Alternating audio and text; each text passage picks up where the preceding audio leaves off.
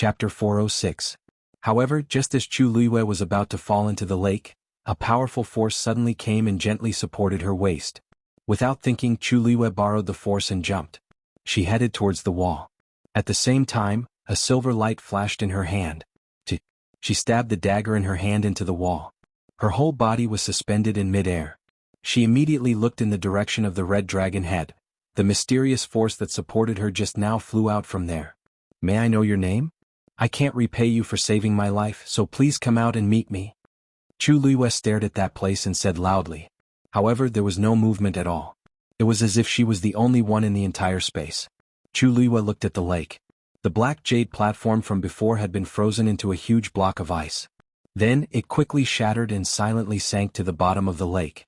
The water below kept surging up, and the ice above kept capsizing. It was as if the cycle was alternating. Silver light flashed, brilliant and cold. If Chu Luiyue had not seen it with her own eyes, she would not dare to believe what she was seeing. Ice always floated on the surface of the water. She had never seen such a strange scene. There was clearly something fishy hidden in the lake. Chu Luiyue felt a lingering fear when she sensed the frightening cold air that was spreading. If she had really fallen in just now, she did not give up and asked again, raising her voice. "Since you're already here, why are you still hiding?" As she spoke, she looked at the pyramid in her hand. There was indeed a black mirror on it. Chu Luiyue could not help but be puzzled. At this time, the other party had even taken the initiative to save her. Why was he not willing to come out and meet her?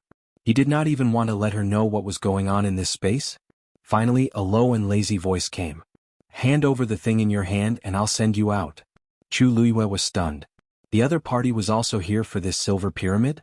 She had never heard this voice before, but she could feel the noble disdain of a superior.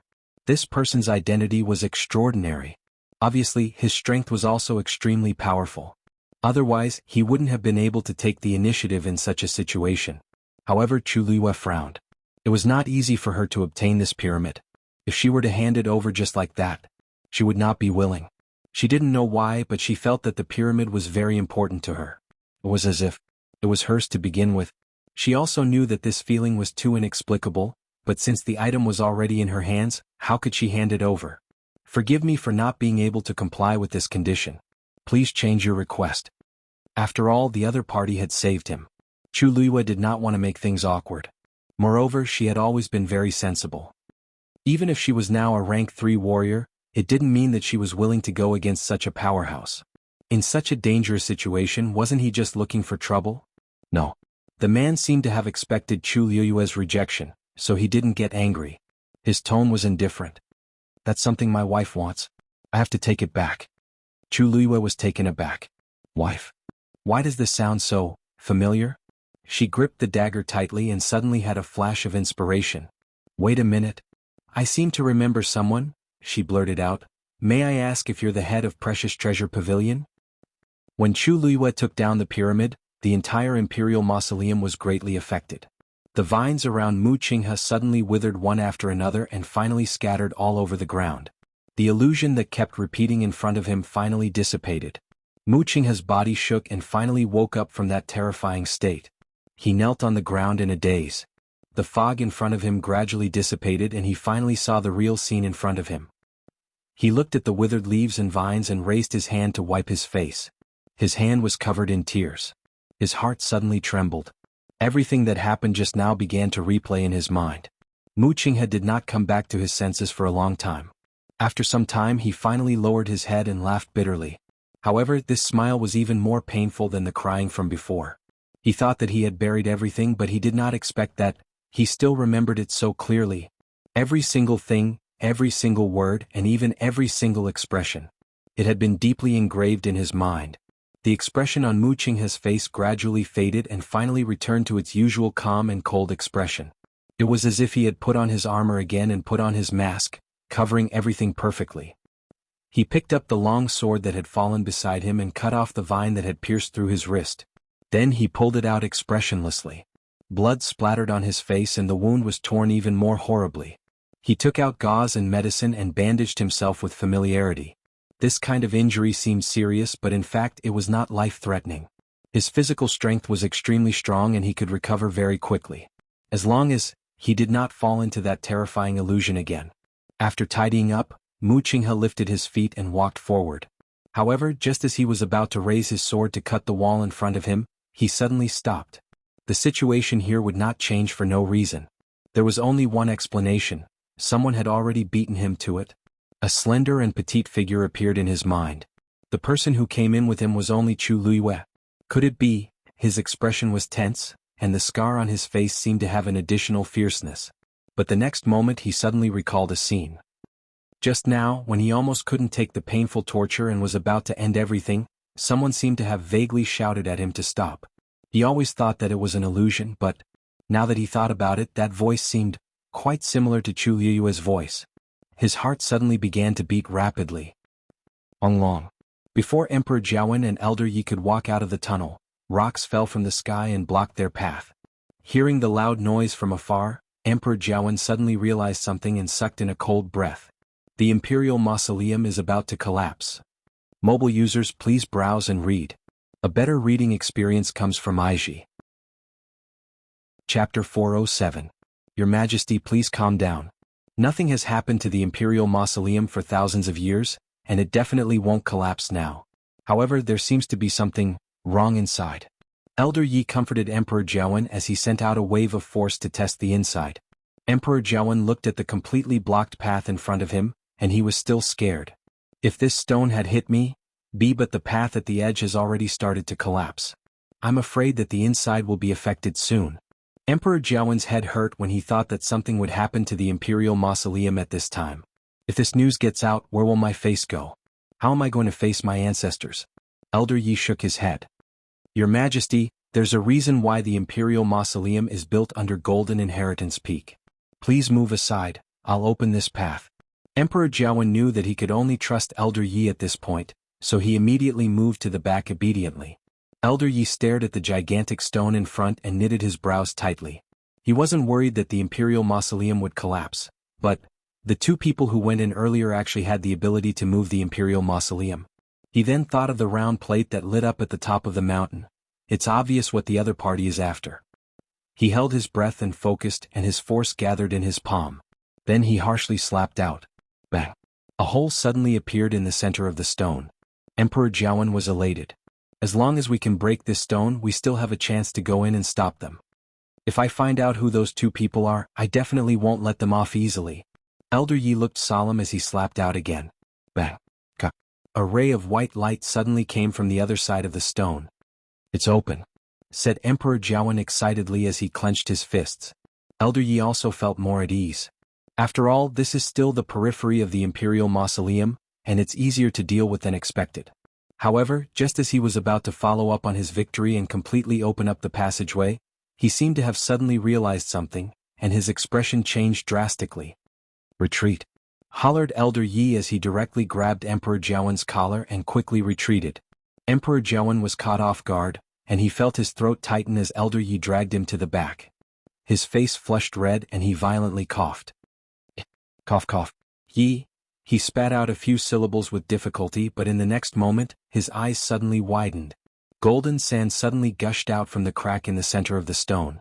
The golden sand quickly condensed, gradually forming a thin layer of crystal. Cover that rock.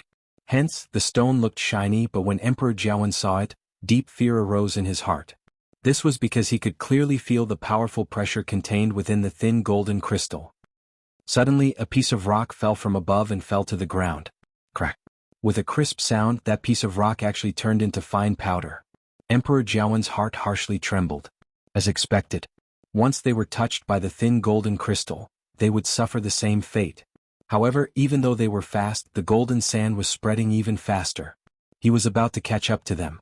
Elder Yi waved his sleeves and a huge black shield appeared in front of the two of them. The surging speed of the golden sand finally slowed down.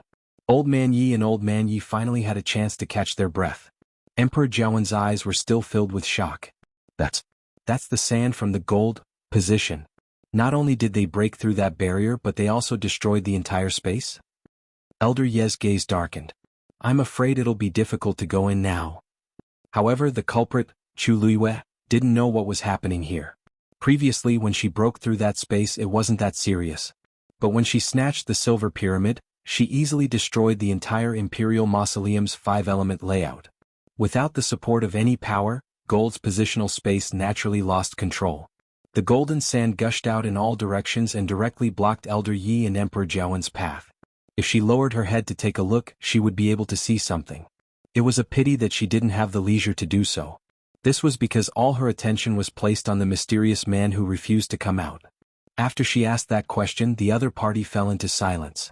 Chu Luiyue was even more certain of her guess. She didn't expect that Zhen Bao Pavilion's first master, whom she had always wanted to meet, would actually appear here. Also, he actually came for this thing. Chu Luiyue instantly felt that it was a little difficult. Zhen Bao Pavilion had helped her many times. Even though this first master had never shown his face before, Chu Luiyue knew that Yen Gu helped her so much because of this person's tacit approval. Needless to say, he even helped her once just now. She really owed this person a huge favor. However, she was unwilling to give up the pyramid just like that.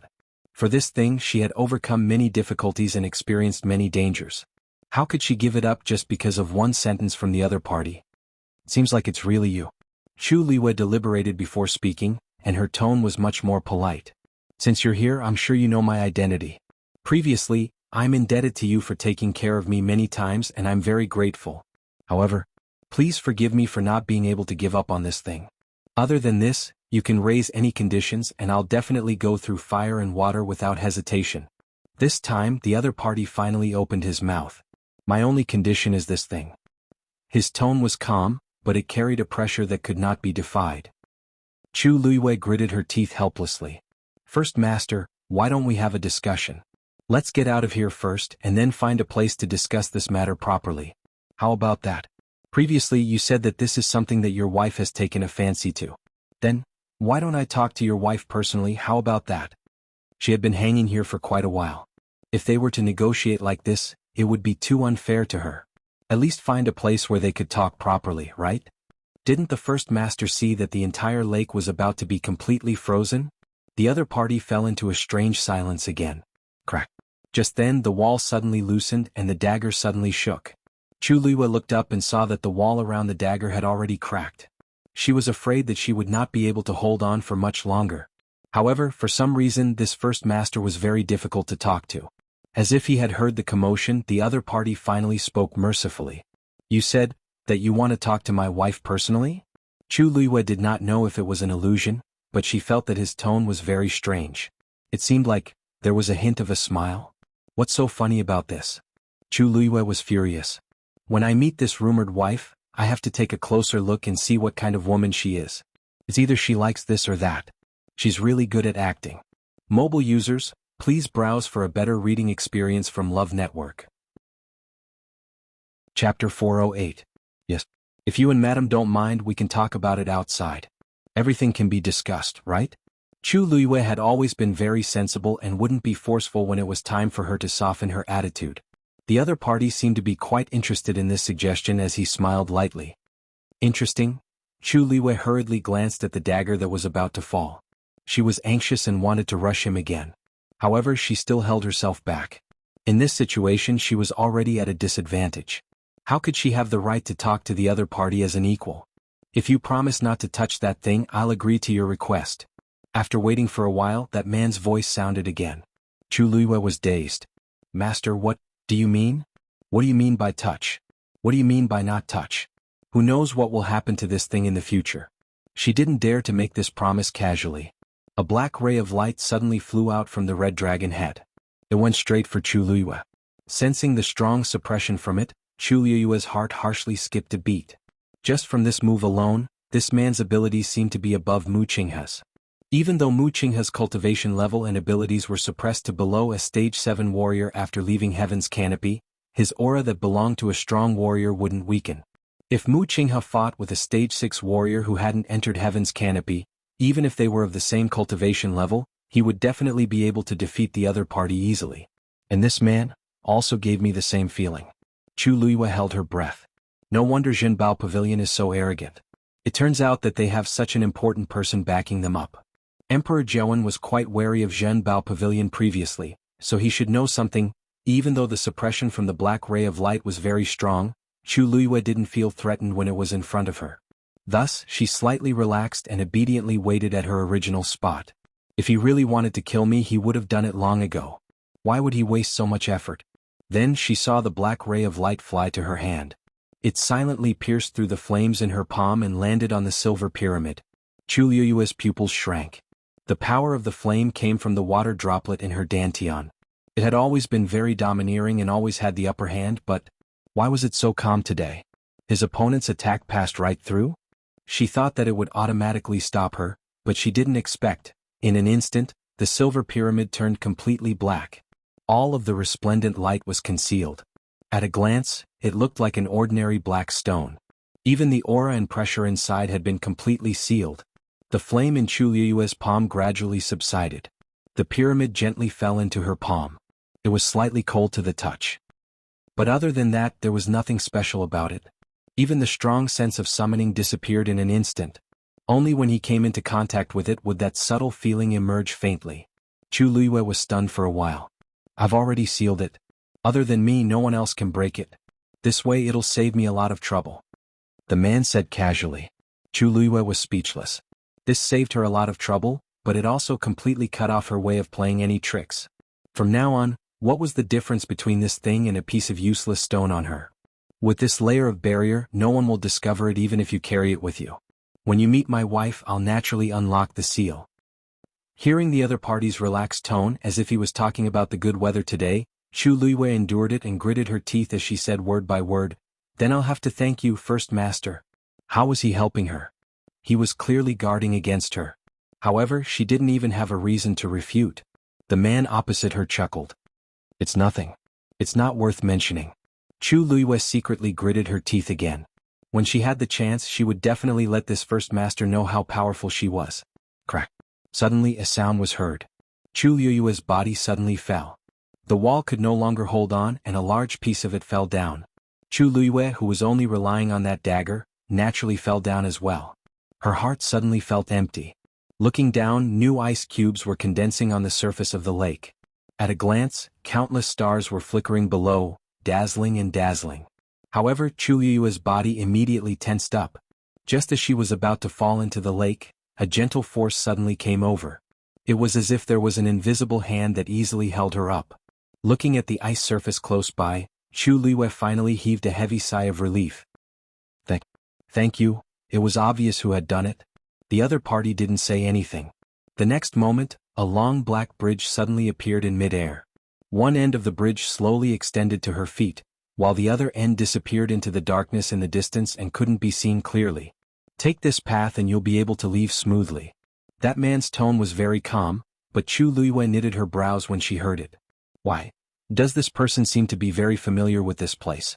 Doesn't the Imperial Mausoleum only open once every few years? Why is he so clear about everything here? Seeing that Chu Liyue didn't move, that man continued, Don't worry, once we leave this place, we'll be able to leave Golden Inheritance Peak without anyone noticing." Chu Liyue was even more shocked. Even if Emperor Jiawen was here, he probably wouldn't know about all this. This First Master truly had some tricks up his sleeve. Thank you, First Master. Chu Liyue wasn't dumb. It would be a waste to reject the other party's offer. Without thinking, she knew that it was a mess outside. If she went back the way she came from, she might be skinned alive by that group of people. Being able to leave quietly like this was the best thing that could happen. She was very sincere when she thanked him. After saying that, she didn't hesitate and stepped onto the long black bridge. This long bridge was clearly formed by the other party's force, and Chu Liyue walked on it as if she was walking on flat ground. She raised her brows slightly. This person's abilities are really immeasurable. After walking a few steps, she suddenly thought of something and turned around to look in that direction. "First Master, aren't you leaving?" "This has nothing to do with you," said the other party calmly. Chu Liyue thought about it and thought that was true. He didn't even want to meet her, so he naturally wouldn't be willing to leave with her. He's so capable, so why would he be worried about not being able to leave? Thinking of this, she didn't say anything else and continued walking forward. However, when she was halfway there, she stopped again. Her face was still calm, but her eyes were slightly downcast and one couldn't see her emotions. The hands in her sleeves slowly clenched tightly. Finally, as if she had finally made up her mind, she softly asked, "First Master, can I bring someone with me?" Mobile users, please browse and read. A better reading experience comes from IUN. Chapter 409. The other party was silent for a moment. Who is it? His tone was clear and faint. It sounded a little ethereal, as if it came from a faraway place. However, for some reason, Chu Luiyue heard a trace of displeasure in his voice. It didn't seem like he was displeased, but it still sounded a little strange. Chu Luiyue pursed her lips and said tentatively, "It's the person who came in with me." She believed that with the other party's ability, he would know who she was referring to.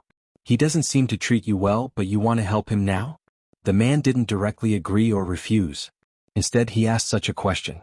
Chu Luiyue was stunned for a moment. "How do you know how he treats me?" The man paused and then seemed to snort softly. Chu Luiyue suddenly understood what he meant. Since he was so familiar with this place, he naturally knew what had happened here like the back of his hand. For a moment, Chu Luiyue almost thought that this master had always been in this imperial mausoleum. Of course, she knew that was impossible. But it was obvious that he had been here more than once before. Chu Luiyue's hands clenched even tighter. She felt as if something was stuck in her throat. In fact, even she didn't know why she suddenly said that. No matter how she looked at it, Mu Qinghe wasn't worth her saving. But, in front of her, the image of him kneeling on the ground with tears streaming down his face kept appearing. And that, "Your Highness." She didn't know how much sincerity there was in his grief. She didn't even know how he betrayed her. But, his identity is special. "If he dies here, I'll also be in a lot of trouble," Chu Luiyue said with her eyes lowered. Jian Fengqi knew that she and Mu Qinghe had come out. If Mu Qinghe really died here, she definitely wouldn't be able to escape responsibility. According to Jian Fengqi's personality, he definitely wouldn't let it go. Besides, she was still counting on Mu Qinghe to bring her back to the Tianling dynasty. "So, no matter what, I would like to ask for your help. But if it's not convenient for you, then, are there any other reasons?" The man suddenly asked. "Are you pleading for mercy for yourself or for him?" His voice was still calm, but Chu Luiyue felt an inexplicable chill run down her spine when she heard it. And why did these words sound a little strange? However, these words did make her instantly sober up. She thought about it seriously for a moment and finally shook her head. "For myself." After being reborn, the most important thing she learned was that she had to think about herself in everything. Most of the time, the so-called sympathy and compassion would not bring her any benefits. Instead, it would bring her a series of troubles. Mu Qinghe was no longer the Mu Qinghe of the past. And she was no longer the Shangguan Yu of the past. "A favor." The great master finally spoke. His tone was slightly gentler than before. Chu Luiyue inexplicably breathed a sigh of relief, knowing that he had agreed. "Thank you, great master." For some reason she seemed to be easily influenced by his voice. Was it because his aura was too strong? Chu Luiyue really wanted to meet this mysterious great master now, but it was rare that he was willing to help. Naturally, she would not do anything to offend him. Suddenly she thought of a problem. Ever since she took the pyramid, she had not had time to look at it. She did not know how Mu Qinghe was doing now. Bang! A muffled sound came from behind her. Chu Luiyue was shocked and immediately turned around. Mu Qinghe was lying on the black bridge behind her, covered in blood. He was motionless and seemed to be unconscious. The fall just now seemed to be quite heavy. His chest shook and he spat out a few mouthfuls of blood. It looked really miserable. The corner of Chu Luiyue's eyes twitched. This appearance was too sudden. What happened to him? Chu Luiyue could not help but ask when she saw that he seemed to be more seriously injured than before. "Oh, he just fainted. He won't die from a fall." That person said coldly as if he did not care. Chu Luiyue was speechless. "Or do you want him to know that you were the one who saved him so that he would be more grateful to you?" The speaker did not mean it, but the listener did. Chu Luiyue felt as if her heart had been stabbed by a knife. "No need, this is for the best. Thank you." She quickly sorted out her thoughts. When she looked at Mu Qinghe again, her heart was calm. That great master was right. This was the best choice. She had saved him before and he was grateful to her. But in the end, it was just a joke. This time she was only doing it for herself. Thinking of this, she walked over and planned to carry Mu Qinghe out. However, just as she leaned over, something flew over from the corner of her eye. She immediately raised her hand and caught the thing. After taking a closer look, she realized that it was actually a yuan instrument. "Use this to take him out. Don't dirty my path." The man's tone was cold. Chu Luiyue could not help but mutter in her heart. So this great master is also like this. To put it nicely, he's fastidious. To put it bluntly, yes, he's on par with his wife. This bridge is formed by force. How can it be dirty? Besides, it's black. How dirty can it be? However, since she had taken advantage of him, she naturally wouldn't say such things to his face. Besides, using this yuan instrument could indeed save her a lot of energy. What are you talking about? Chu Luiyue was shocked. Her mouth was tightly shut just now and she did not make a sound. Does this person know how to read minds? He can even guess that. She immediately looked up with a smile. Nothing. I was just thinking that you and your wife are a match made in heaven. This sentence obviously pleased this difficult great master. He smiled and his tone and attitude were much better than before. My wife and I think so too. Chu Luiyue choked. She had seen people who felt good about themselves, but she had never seen anyone who praised her and his wife to their faces. Then I wish you and your wife a long life together. I'll be leaving now? Chu Luiyue said very sensibly. The other party chuckled but did not say anything else. Chu Luiyue was relieved and injected a stream of force into the yuan instrument. With a bang, the yuan instrument unfolded and floated in mid-air. It was a hexagonal flying disc. Then a net suddenly dropped from the flying disc and easily covered Mu Qinghe. Looking at Mu Qinghe curled up in the net, the corners of Chu Luiyue's eyes twitched. It's good to help, but this scene is really exciting, she coughed and turned around. Suddenly, a voice with a smile was heard. I also wish you and your future husband a happy marriage. Mobile users, please browse for a better reading experience from Love Network. Chapter 410. Chu Luiyue looked back strangely. Why does this sentence sound so sincere? The corners of her mouth curled up as she thanked him again. No matter what, this blessing sounded pleasing to the ear. Moreover, she wanted to build a good relationship with this first master. Seeing that Mu Qinghe might not be his opponent, if she could successfully rope him in as her backer, wouldn't that be much more convenient? Chu Luiyue walked out while feeling strange in her heart. Although this first master's temper and style were a bit strange, she seemed to have an inexplicable sense of trust towards him. She rarely had this kind of feeling towards others. Especially when the other party had taken the initiative to help her many times. Generally speaking, one who was unaccountably solicitous was hiding evil intentions. However, Chu Luiyue really couldn't associate such a person with such a powerful method with this sentence. Perhaps he had other motives, but Chu Luiyue didn't seem to be worried or uneasy. Perhaps this was also a form of affinity to some extent? The surrounding light gradually dimmed. Chu Luiyue knew that she had already walked to the edge of the imperial mausoleum. She couldn't help but look back again. Looking past Mu Qinghe who was suspended in mid-air, she almost couldn't see the scene inside. Only the layer of ice that was constantly freezing and capsizing, as well as the silently surging lake water, were exceptionally clear. And the space in the middle had already been completely frozen, and there was a faint frost that gradually covered the surroundings. Chu Luiyue watched quietly. She knew that this was the power of the seal that person had used.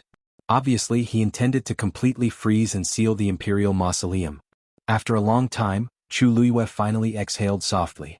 How much power would this consume? This person was outside heaven's canopy, but he used such a powerful method. Would he really not be suppressed? After a moment, Chu Luiyue's lips curled up slightly. The current her still had a long way to go before she could reach this realm. Originally, she wanted to ask that person how he planned to deal with the other people in the imperial mausoleum. But after hesitating for a long time, she still didn't speak. She had already owed him another favor by helping Mu Qinghe. If there were a few more people, Master, you must understand your disciple, right? Chu Luiyue thought silently.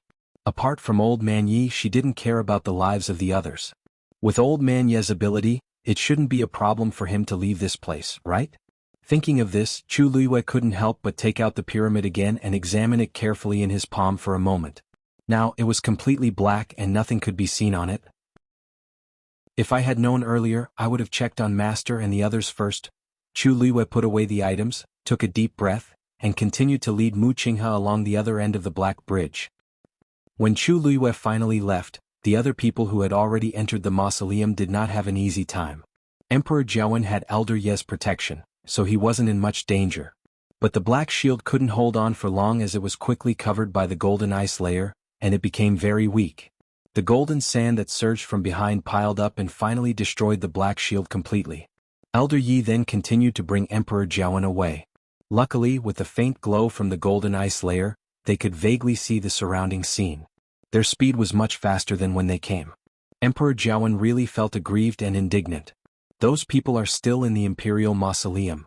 But I, the rightful emperor of country Yaoqin, was actually chased out of the Imperial Mausoleum in such a pathetic state. I don't need to look in the mirror to know what I look like now. Luckily only Elder Yi is here. If not, I would really lose all my face. After fleeing for an unknown period of time, the speed of the surging golden sand finally slowed down. Elder Yi then stopped and looked at Emperor Jiawen. Your Majesty, are you okay? Emperor Jiawen's face was pale as he waved his hands. I'm fine. It's just that. He couldn't finish his sentence for a long time. Elder Yi coughed and shifted his gaze away.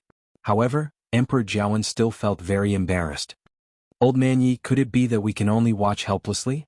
Elder Yi was helpless. Then what else can we do? The people inside have already taken the initiative.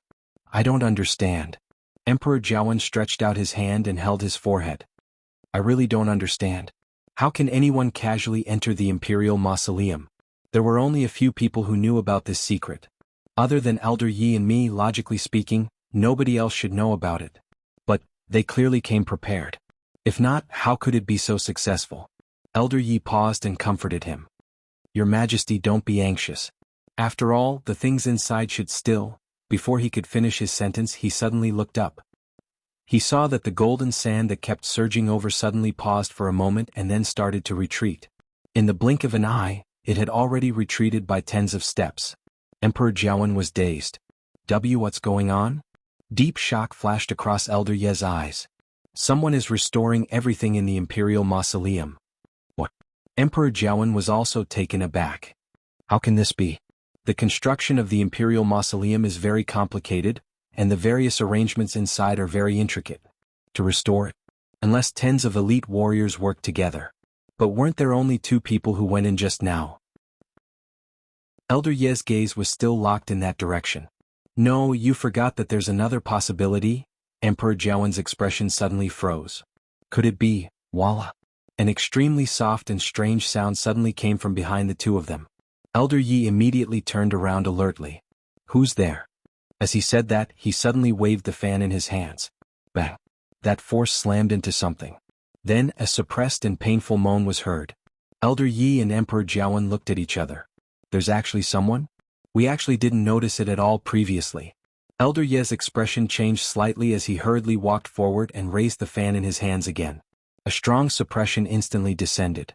At this moment, a familiar cry of surprise finally rang out in the darkness. Elder Yi, please have mercy. Elder Yi paused in his actions. However, Emperor Jiawen's expression had already changed. Rongjin. Elder Yi snapped his fingers and a cluster of bright flames appeared in his palm. The surroundings were instantly lit up. Previously he was worried that this fire would cause unnecessary trouble, but it was clearly unnecessary now. A nervous and flustered face appeared in front of the 2 of them. It's indeed Rongjin. Emperor Jiawen was furious as he angrily scolded. Rongjin, you've got guts. How dare you secretly leave Crown Prince Mansion and come here? Did you follow Elder Yi and me all the way here? Rongjin was originally a little afraid, but on second thought, what's there to be afraid of since things have already come to this? He clenched his fists, straightened his body and tried his best to make his voice sound righteous. Father, I'm Heaven's chosen son. What's wrong with me coming here? Old man Yi suddenly laughed. Your Highness, the real Heaven's chosen son can directly enter Golden Inheritance Peak and control everything in the Imperial Mausoleum. There's already one inside, so where did your Heaven's chosen son title come from? Mobile users, please browse and read. A better reading experience comes from IUN. Chapter 411. Rongjin was dazed. What? He understood every word of Elder Ye's words, but why couldn't he understand them when they were strung together?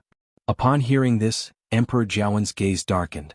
So Elder Yi also realized it. Elder Yi laughed helplessly and waved the fan in his hands. Even if you couldn't guess it previously, you should have known after seeing the previous scene. Emperor Jiawen closed his eyes. No wonder. If this is the answer, then everything that happened previously has a logical explanation. Rongjin, who was at the side, was confused when he heard the duo's conversation. The more he heard, the more flustered he became. Father? Elder Yi? What do you mean by this? Heaven's chosen son. Isn't it me? How can there be another one inside? That person must be fake. I'm the real Heaven's chosen son. But Emperor Jiawen went forward and harshly slapped Rongjin. This slap was very harsh and it directly caused Rong Jin to fall to the ground. An intense bloody taste surged up Rong Jin's mouth. Half of his face was numb, and his ears were buzzing. His mouth stiffly moved and he spat out a mouthful of blood and a broken tooth. Rong Jin's eyes were filled with disbelief. Father had always been proud of me and thought highly of me. He rarely even reprimanded me, let alone hit me. How could I accept that one of my teeth was forcefully knocked out? At that moment, everything that he had experienced in the past few months flashed across his mind. Being demoted, having his power taken away, being grounded, I almost couldn't even stabilize my position as the crown prince. What exactly is going on? Wasn't everything fine in the past? Why did it gradually become like this? Rong Jin, you're crazy. Emperor Jiawen finally lost control of his emotions at this point as he pointed at Rong Jin's nose and scolded him. Who do you think you are? Heaven's chosen son? How can Heaven's chosen son be so useless and despicable? You're just a piece of trash. I was really blind in the past to make you the crown prince. Too many things had happened on this day, and Emperor Jiawen's mental state had been very tense. Until this moment when he saw Rong Jin's undisciplined and arrogant manner, his last string finally snapped. Rong Jin was scolded harshly and he was dazed. He was flustered and at a loss, so he started to speak without thinking. Father, why are you so sure that I'm a fake? I know you're just looking down on me. However, this matter was personally told to me by my mother. Imperial Mother would never lie to me. The chosen one must be me. It can only be me. Elder Yi looked at Rong Jin's crazy appearance and knitted his brows. Before he could say anything, Emperor Jiawen suddenly laughed out loud. Ah, how laughable. What your Imperial Mother told you must be true. Rong Jin, how brainless are you to say such a thing? Rong Jin clenched his teeth and said, at most we'll go and confront Mother.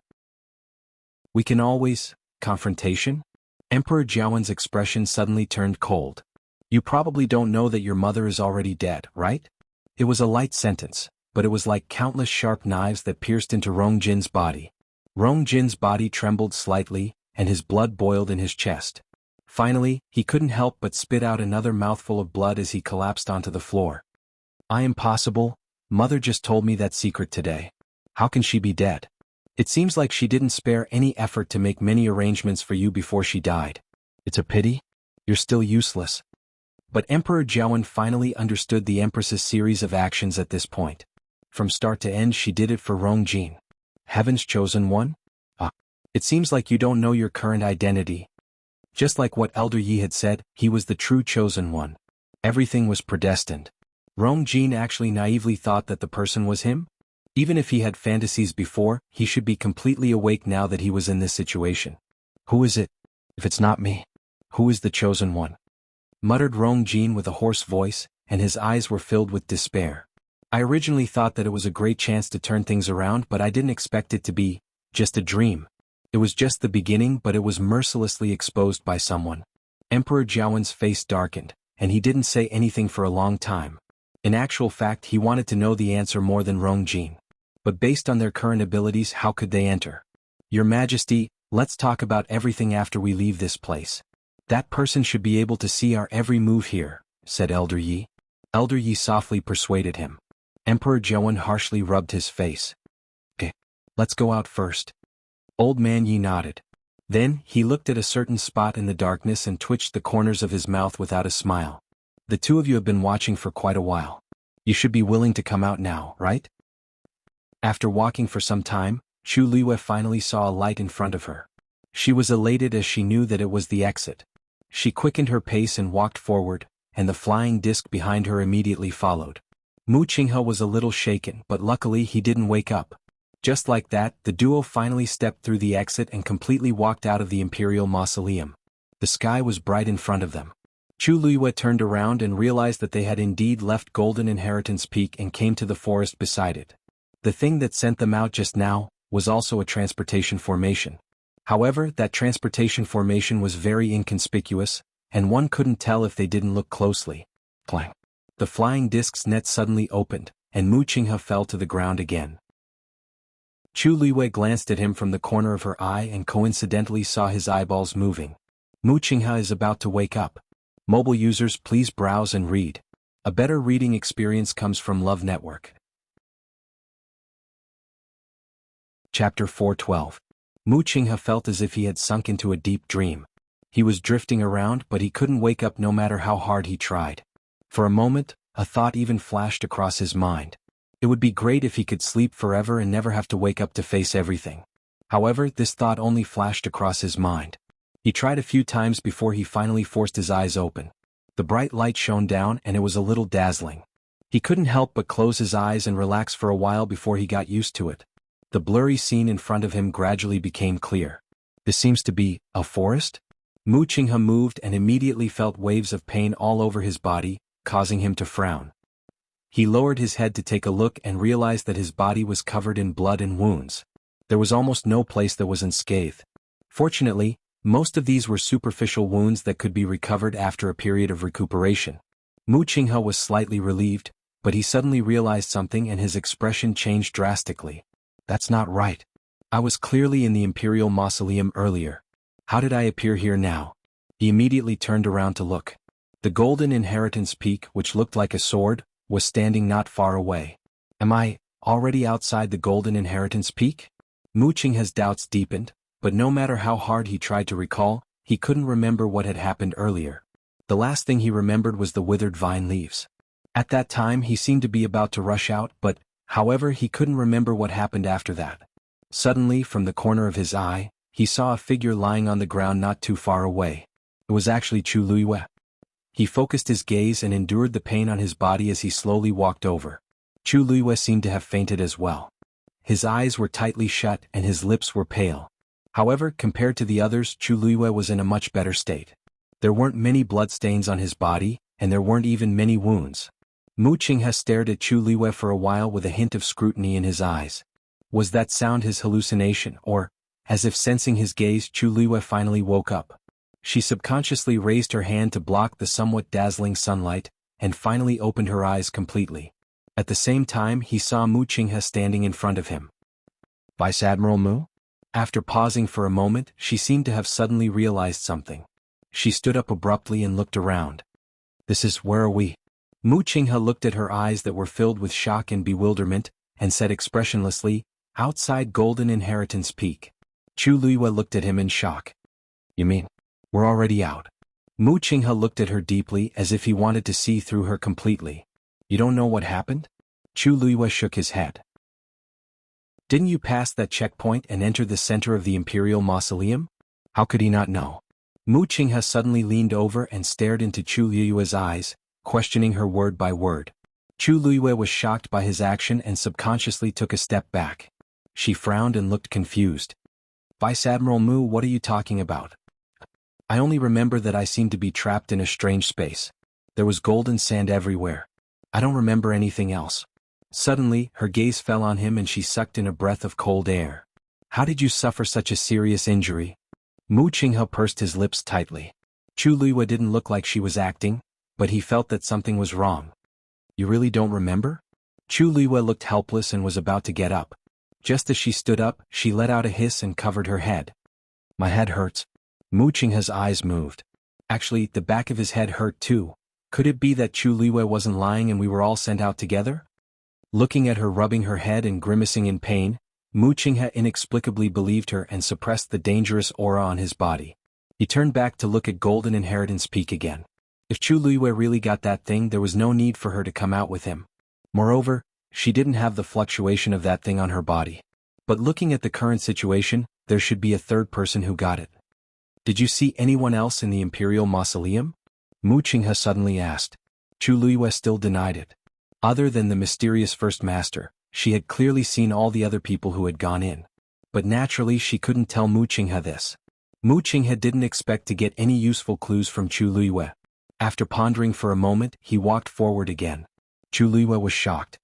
Vice Admiral Mu, what are you doing? Do you still want to go back? Mu Qinghe said coldly, you can stay here or go back by yourself. Chu Luiyue.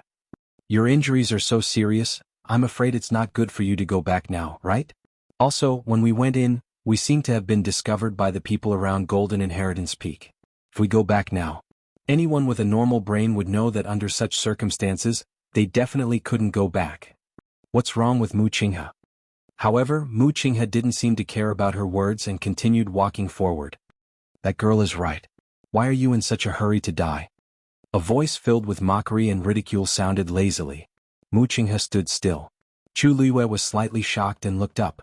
A tall figure was slowly walking over from the forest beside them. Then he leaned against a tree trunk and looked at the two of them with a smile that wasn't a smile. It was Jian Fengqi. Chu Luiyue's eyes flickered as she bowed politely and asked in a seemingly casual manner, "May I know when young Master Jian came? Vice Admiral Mu and I actually didn't notice." Jian Fengqi seemed to have thought of something unpleasant and his face turned cold. This young master had planned to come a long time ago, but I didn't expect to meet with some trouble on the way. I had just circled around Golden Inheritance Peak when I sensed Mu Qinghe's aura and came over. When this young master arrived, he had just woken up. As he spoke, he looked at Mu Qinghe and sized him up with some disdain.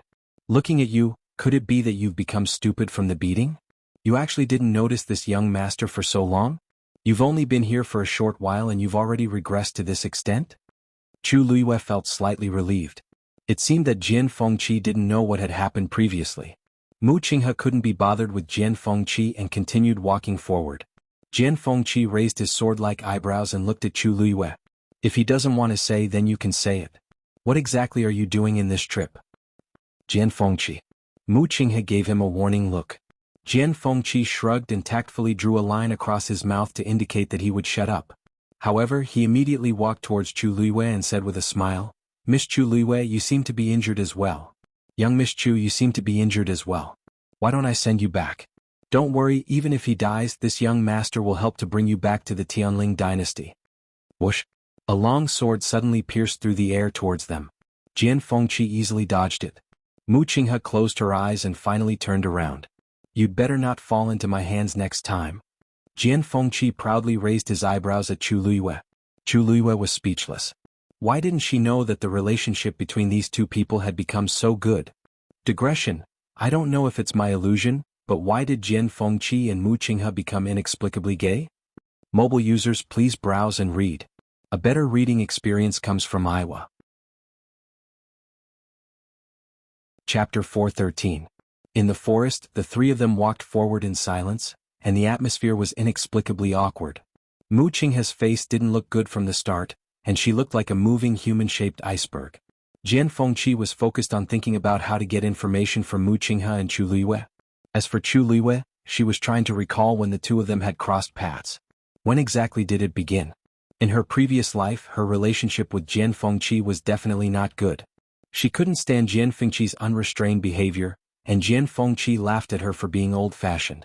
In short, almost every time they met, it would end in an unpleasant mess. As for Mu Qinghe, he either followed her around or was handling military matters. He rarely interacted with anyone else, let alone Jian Fengqi. Sometimes, when Jian Fengqi was too arrogant, Mu Qinghe would take the initiative to ask to teach him a lesson. However, Chu Luiyue stopped him most of the time. It wasn't that she didn't want to do it, but she was purely worried that Mu Qinghe wouldn't be able to control himself and would kill him. Jian Fengqi had a high status, and it would be quite troublesome if he were to die. I didn't expect the two of them to become friends after I died for more than a year. It was also very obvious that they trusted each other. She was certain that the two of them had not communicated much before this. She wondered what had happened in the past year or so after her death. But Chu Luiyue thought about it again. I don't even know how Mu Qinghe betrayed me, so it's normal that I don't know about these things. Thinking of this, she lost interest as she curled her lips in self-mockery and threw this thought to the back of her head. Suddenly, Jian Fengqi thought of something and curiously asked, "Oh, right. Miss Chu, your fiancé Prince Li seems to be here too. Didn't you see him?" In the Imperial Mausoleum, there was dead silence in the dark and narrow tunnel. After Elder Yi spoke, Emperor Jiawen and Rong Jin were shocked as they looked in that direction in unison. There were actually two more people here? Seeing that the other party didn't respond, Mr. Yi said casually, "Looks like he's an acquaintance. That's why he doesn't want to show himself." Then he looked at Rong Jin. "Who did you come to Golden Inheritance Peak with?" Rong Jin's heart sank and he instinctively denied it. I came by myself." His whereabouts had already been exposed and he already had a guilty conscience. On top of that, he was frightened by Elder Ye's pressure, so he couldn't even say, "This king." Old Man Yi shook his head and sighed. "Your Highness, are you still not willing to admit it at a time like this? Do His Majesty and I look so gullible?" Rong Jin guiltily looked down, clenched his teeth and felt very conflicted. Who could it be that followed him in? Only Situ Xingqian came with him. However, he had previously told her to wait outside, and Situ Xingqian had also agreed.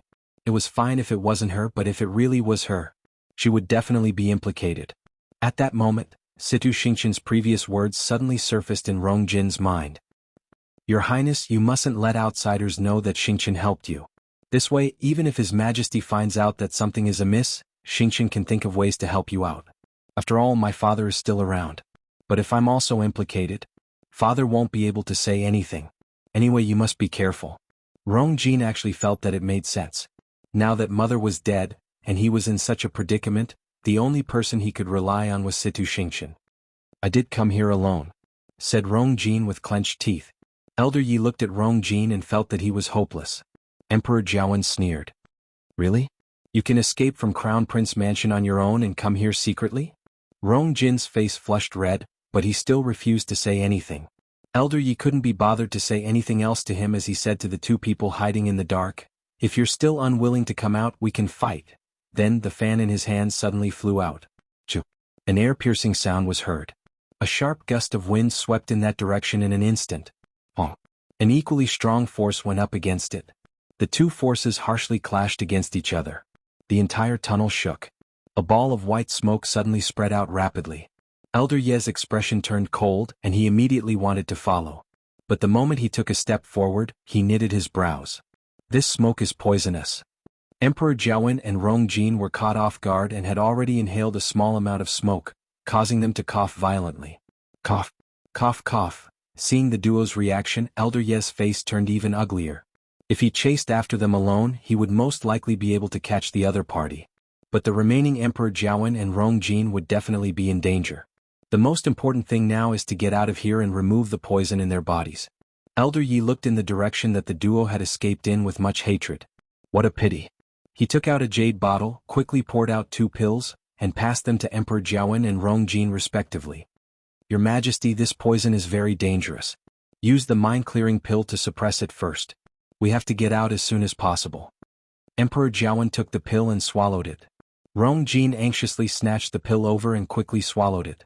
Emperor Jiawen felt disgusted again. Rong Jin's son is really stupid and useless. When I return to the palace, I must punish him harshly. Old Man Yi led the two of them outside. Elder Yi, why don't you chase after the duo first? I can get out alone. Emperor Jiawen actually really wanted to know who the duo that had escaped were.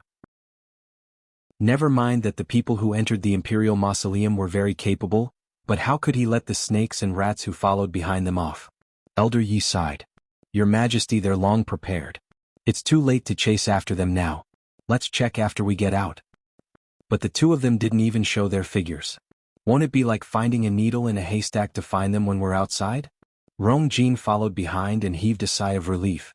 Elder Yi looked at Rong Jin with deep meaning. Not necessarily. Perhaps we'll find out the duo's identities very soon.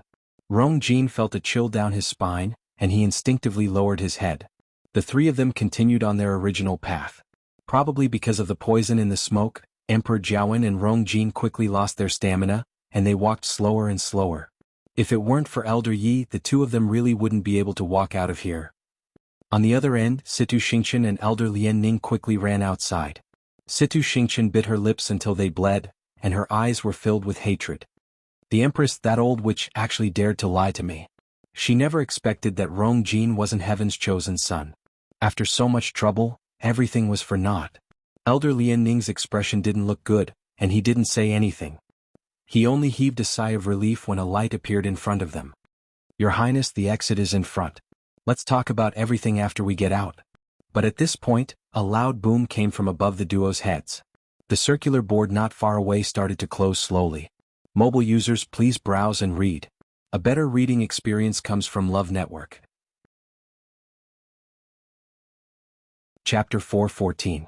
The exit is about to close, exclaimed Elder Lian Ning as he exchanged glances with Situ Xingqian. The two of them then immediately rushed forward.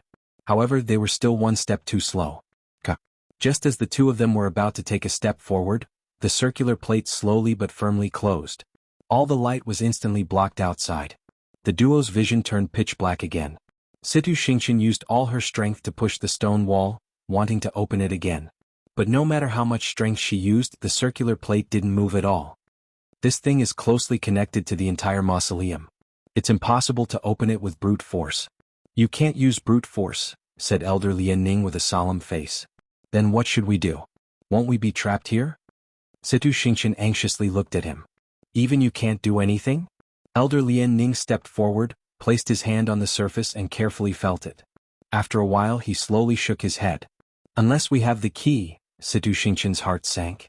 Doesn't that mean that only Emperor Jiawen and the rest have the chance to open it? Elder Lian Ning didn't say anything, but his silence already explained everything. The surroundings fell into dead silence. Situ Xingqian harshly hammered the surface and clenched her teeth. The duplicate key we took from the Empress is in Rong Jin's hands, but he didn't even use it. If I knew earlier, I would have kept it. After going back and forth for so long, I didn't expect it to be all for naught in the end. To think that I pretended to be obedient to Rong Jin for so long. When she recalled all those scenes, she was so disgusted that she wanted to vomit. Elder Lian Ning sighed and tried to persuade her. Who would have expected such a thing? Your Highness, don't waste your time and energy on such a person. It's not worth it to be angry over him. Actually, let alone you, even His Majesty. Situ Xingqian bit her lips tightly. Father carefully planned this for so long. If he knew that all of this was just a scam and that Rong Jin wasn't the so-called Heaven's chosen son, he would be so angry.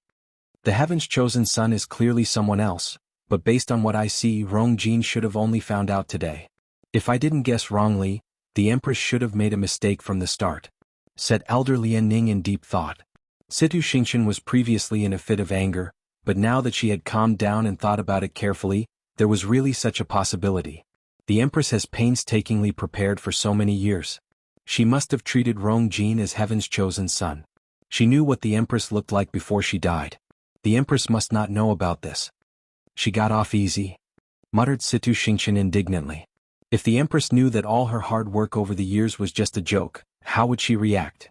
Unfortunately, she had killed her after she had obtained the duplicated key. The sooner she dies, the sooner she can be reincarnated. If she continues to live, she will definitely cause a lot of trouble. His Highness' decision was correct, Elder Lian Ning said. However, this did not make Situ Xingqian feel any better. But we can't get out of here.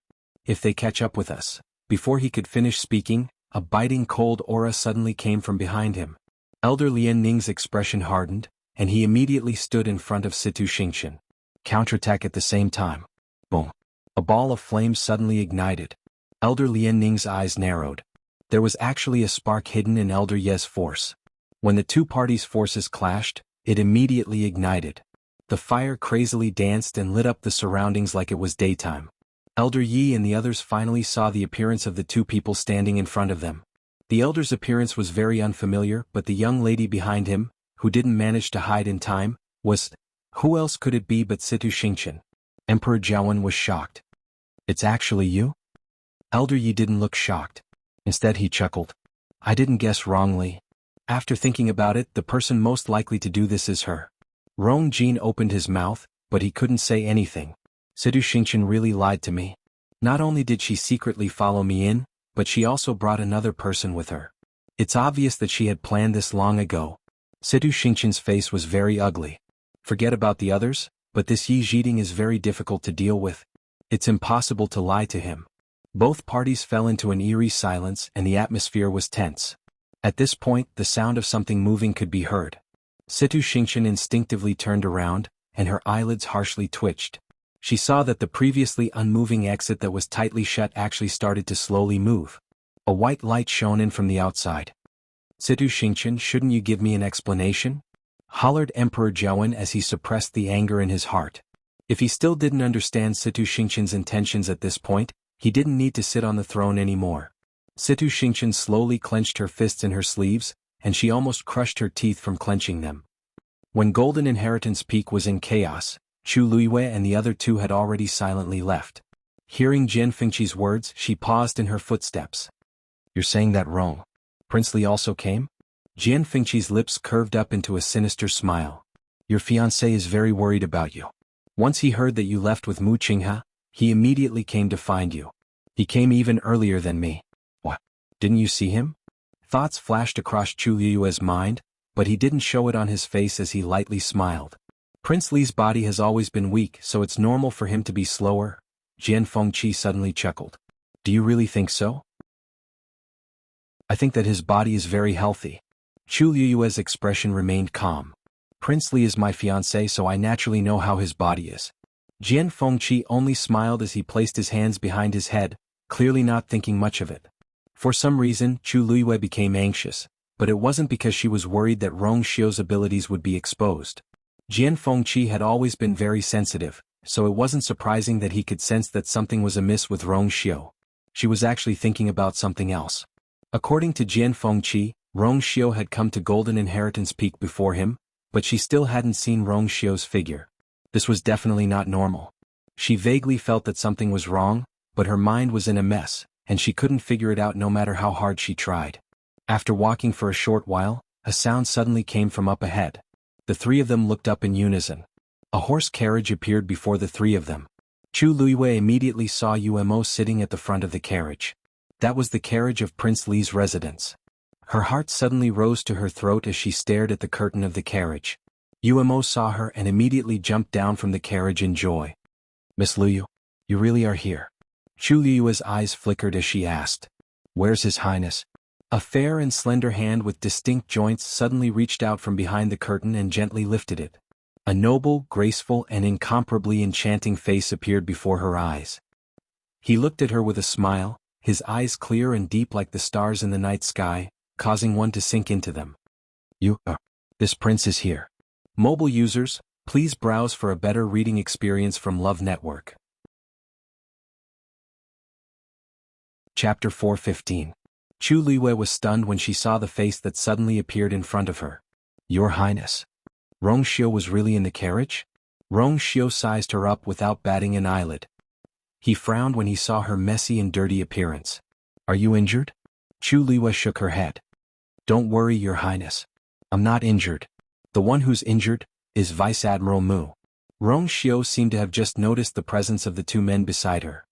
His gaze was calm as he nodded in acknowledgement. Vice Admiral Mu, young Master Jian. Mu Qinghe didn't react, but Jian Fengqi smiled meaningfully. Your Highness Prince Li, you didn't come very quickly. Rong Xiu coughed twice while holding his fist. It's late autumn now and the weather is cold. It's troublesome for me to travel. Jian Fengqi didn't care about this statement.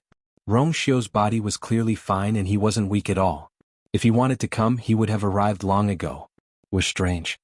He thought that Rong Xiu would rush to Golden Inheritance Peak immediately when he saw how nervous he was. He didn't expect him to only arrive now. He didn't know what Rong Xiu was doing, however, there was no conflict of interest between them. Moreover, Jian Fengqi was a little afraid of Rong Xiu, so he didn't say anything. Chu Liyue walked towards Rong Xiu. When she passed by Umo, she glanced at him lightly. Your Highness hasn't recovered yet. Why didn't you give him a hand warmer? Although the voice was faint, it sent a chill down Umo's spine. This subordinate knows his mistake. His Highness had always claimed that he was sick. Every time he went out, he would be fully armed. However, he came out in a hurry today and forgot about this. Besides, in this weather, there was no need for a hand warmer, Umo thought to himself, but he didn't dare to show it on his face. He quickly stepped back respectfully. Chu Liyue walked to the side of the carriage. How is His Highness? Rong Xiu coughed softly. It's fine. Chu Liyue nodded in relief. That's good. If His Highness had relapsed because of looking for me, then you would feel very guilty. Jian Fengqi, who was standing behind them, was stunned when he heard their conversation. The corners of his mouth twitched. What are these two people doing? Everyone present could tell that Rong Xiu was pretending to be sick, but the two of them were acting so seriously. Weren't they too into the role? Rong Xiu stretched out his hand. Come up. Chu Liyue gently nodded and placed his hand on the other's palm. With a light leap, they boarded the carriage. Rong Xiu then looked at Jian Fengqi and Mu Qinghe. This prince has been out for too long today. I'm not feeling well, so I'll take my leave first. Chu Liyue, who had just sat down in the carriage, paused and quickly glanced at him. Rong Xiu didn't seem to intend to let Mu Qinghe and Jian Fengqi leave with him. Jian Fengqi's mouth twitched even more. What did you say? Are you going to leave both of us here? Rong Xiu raised his eyebrows and smiled gently. Young Master Jian and Vice Admiral Mu are of noble status. It's beneath your dignity to sit in this prince's carriage. This time, even Chu Liyue couldn't bear to listen anymore. He covered his mouth and coughed. Your Highness, Vice Admiral Mu is injured. It's more convenient to bring him back. Rong Xiu's smile deepened. However, Chu Liyue suddenly felt that the surrounding air had turned cold. If Vice Admiral Mu doesn't mind, then this prince would be more than happy to. Mu Qinghe, on the other hand, frowned and walked in another direction. Jian Fengqi was surprised and hurriedly followed. Hey, why are you leaving? Mu Qinghe's eyes seemed to be covered with a layer of frost as she walked forward without saying a word. Why are you acting so smug now? Before Jian Fengqi could finish speaking, he suddenly thought of something and stopped. Then he rubbed his eyebrows helplessly. I really don't know what kind of sins this young master committed in his previous life to have met a master and servant pair like you in this one. Mu Qinghe paused and looked at him coldly. His eyes contained a shocking murderous intent. Even if I'm injured now, killing you is as easy as flipping my hand. Jian Fengqi immediately took a step back and stared at him warily. I'm telling you, I'm here to help you today. Don't bite the hand that feeds you. As soon as he finished speaking, Mu Qinghe suddenly raised his hand. A ball of green flame quickly flew out from his palm. It went straight for Jian Fengqi's face. Jian Fengqi immediately put his hands in front of him to block it. At the same time, a barrier flashed in front of him, blocking the green flame outside. Even so, he was still hit by the terrifying force and his feet sank deep into the ground. Jian Fengqi couldn't help but curse. You're serious? Didn't I just say master and servant? Didn't I just say, bite the hand that feeds you? He didn't do it on purpose.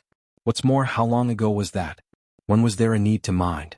What's more hateful is that this guy is already injured to this extent, but his combat strength is still so strong. Jian Fengqi didn't know how many times he sighed in his heart. This guy's years of training in the army weren't in vain.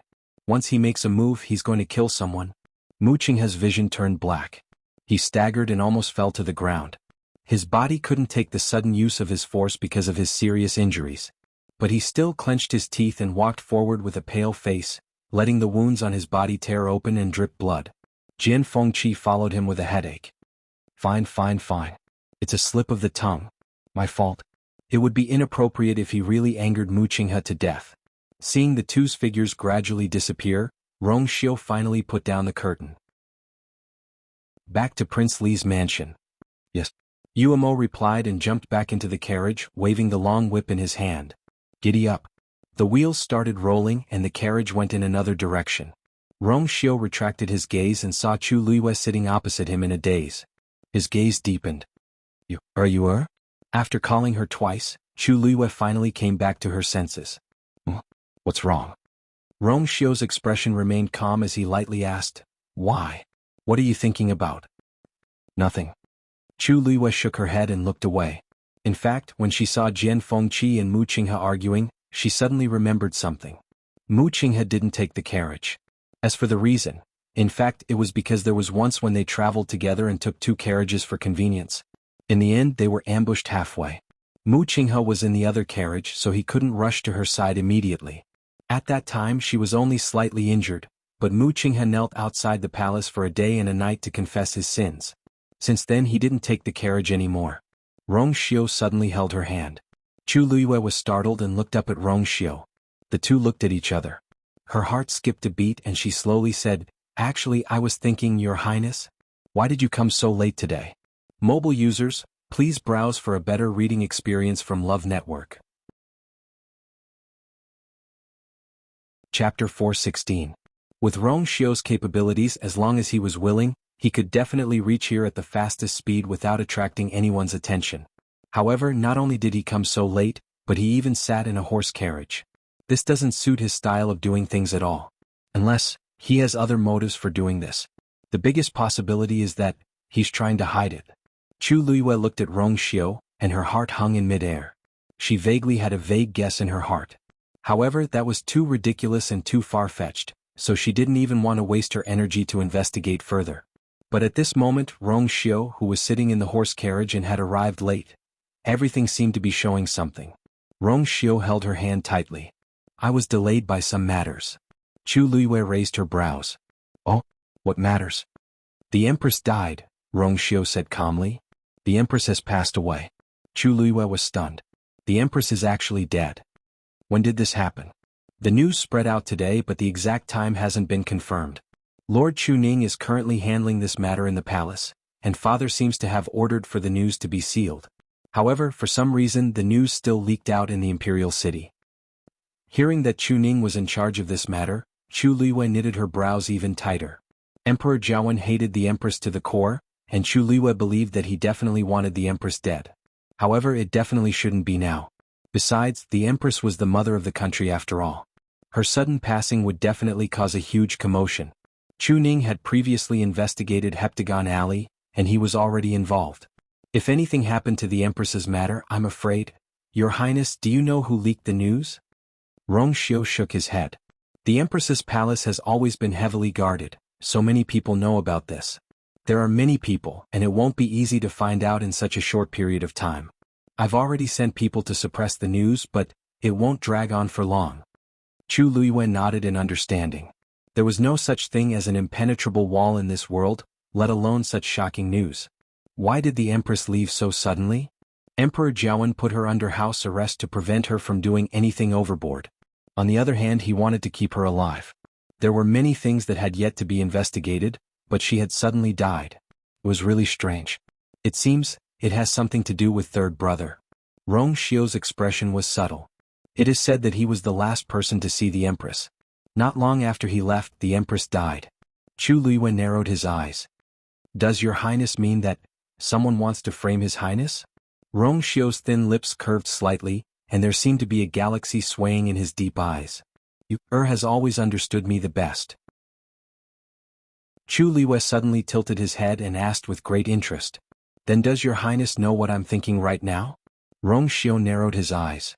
Chu Liwei held his hand and leaned forward. The two of them were very close and they could hear each other's breathing. She could even see her small figure reflected in Rong Xiu's eyes. Mu Qinghe brought me to Golden Air Peak's Imperial Mausoleum today. Guess who I met inside Rong Jin? Rong Xiu smiled and wasn't surprised. He did leave Crown Prince Mansion today. Chu Liwei wasn't surprised that Rong Xiu knew about this. After experiencing so many things, she had long realized that Rong Xiu was even more mysterious and powerful than she thought. But do you know why he came to the Imperial Mausoleum? Because he thought he was heaven's chosen son. When Chu Liwei said the last few words, she slowed down. Actually, he knew about this long ago, but he came to the Imperial Mausoleum today. At first, I didn't understand why, but I understood when I heard you say that the Empress had passed away. I think Rong Jin suddenly found out something after the Empress died, so he didn't hesitate to go against His Majesty's orders and secretly came here. But, according to my observations, he's heaven's chosen son, and he doesn't seem like much. On the other hand, the other person I met. He's very familiar with the Imperial Mausoleum. Rong Xiu raised his brows. Chu Liwei looked at him as if she wanted to see through the ripples in the deepest part of his eyes. That person is as capable as you. He's even comparable to Mu Qinghe. It's a pity. I didn't see what he looked like. Chu Liwei said in a seemingly smiling manner. I don't know why, but that person doesn't seem willing to let me see his face. Your Highness, don't you think it's weird? Rong Xiu looked calm, and he was about to speak when a strong aura rapidly approached from outside. The horse suddenly whinnied and raised its front hooves. Umo immediately pulled the reins and forcefully stabilized it. The horse carriage shook violently and stopped. Chu Liwei knitted her brows and she was about to take a look when her body fell forward due to inertia. Rong Xiu grabbed her slender waist. The two of them switched positions. Bang! A grunt was heard. Chu Liwei felt that she had bumped into something. When she opened her eyes, she realized that Rong Xiu had fallen down, and she was lying in his arms. There were only a few layers of clothes between the two of them. Chu Liwei could hear his strong heartbeat and even clearly feel his body temperature. She was about to speak when Rong Xiu's fingers suddenly landed on her lips. The moment they touched, the two of them were dazed.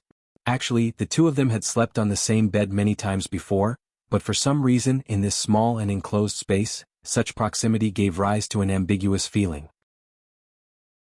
Rong Xiu almost instinctively used his fingertips to gently rub against her lips. It was unbelievably soft. His gaze instantly darkened. Chu Liu's heart skipped a beat, and she quickly got up. Rong Xiu sighed softly in his heart, but he did not show it on his face. He propped himself up and lifted the curtain with one hand. Chu Liu's gaze turned and followed his line of sight. She saw a familiar figure standing not far from the horse carriage. Seeing that person's face, Chu Liu exclaimed, "Second Master Yin? Why are you here?" The person who came was actually Yen Gu? Seeing Rong Xiu beside Chu Luiyue, Yen Gu inexplicably shuddered. Why was there a murderous intent? The warm and eager smile on his face froze. Miss Luyu, that. Our first master said that he had something to do today and left first. The previous agreement still stands. When the time is right, he will naturally come and find you. Please don't worry. Chu Luiyue was stunned. Your first master has already left? Yen Gu nodded. Yes. I just sent the first master off and rushed over to see you. Chu Luiyue's brows furrowed slightly. Could it be that her previous guess was wrong? Rong Xiu leaned back, his tone languid. So you not only met an unexpected person in the Imperial Mausoleum, but also had an appointment with him?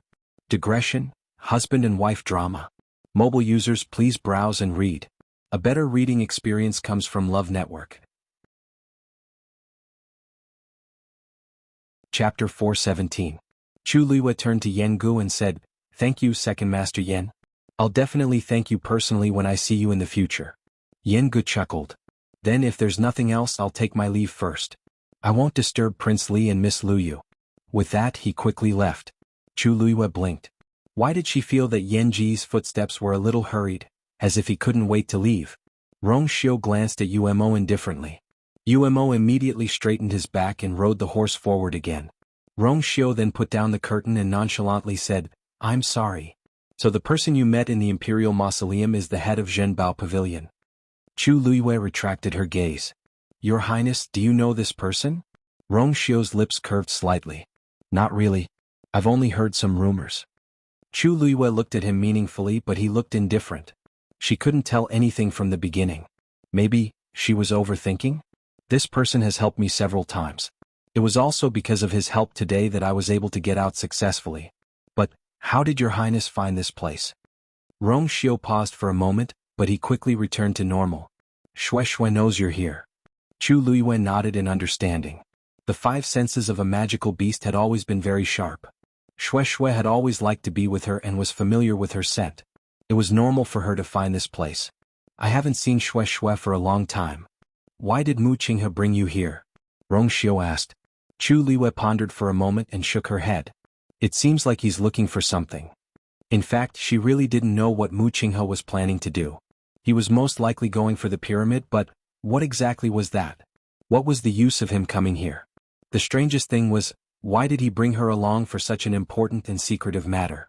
Chu Luiyue only felt that there was a thick fog in front of him. Rong Xiu said, We've caused quite a commotion this time. Imperial Father will probably step up the search. The fewer people who know that you and Mu Qinghe have been here, the better. Chu Luiyue came back to his senses and nodded.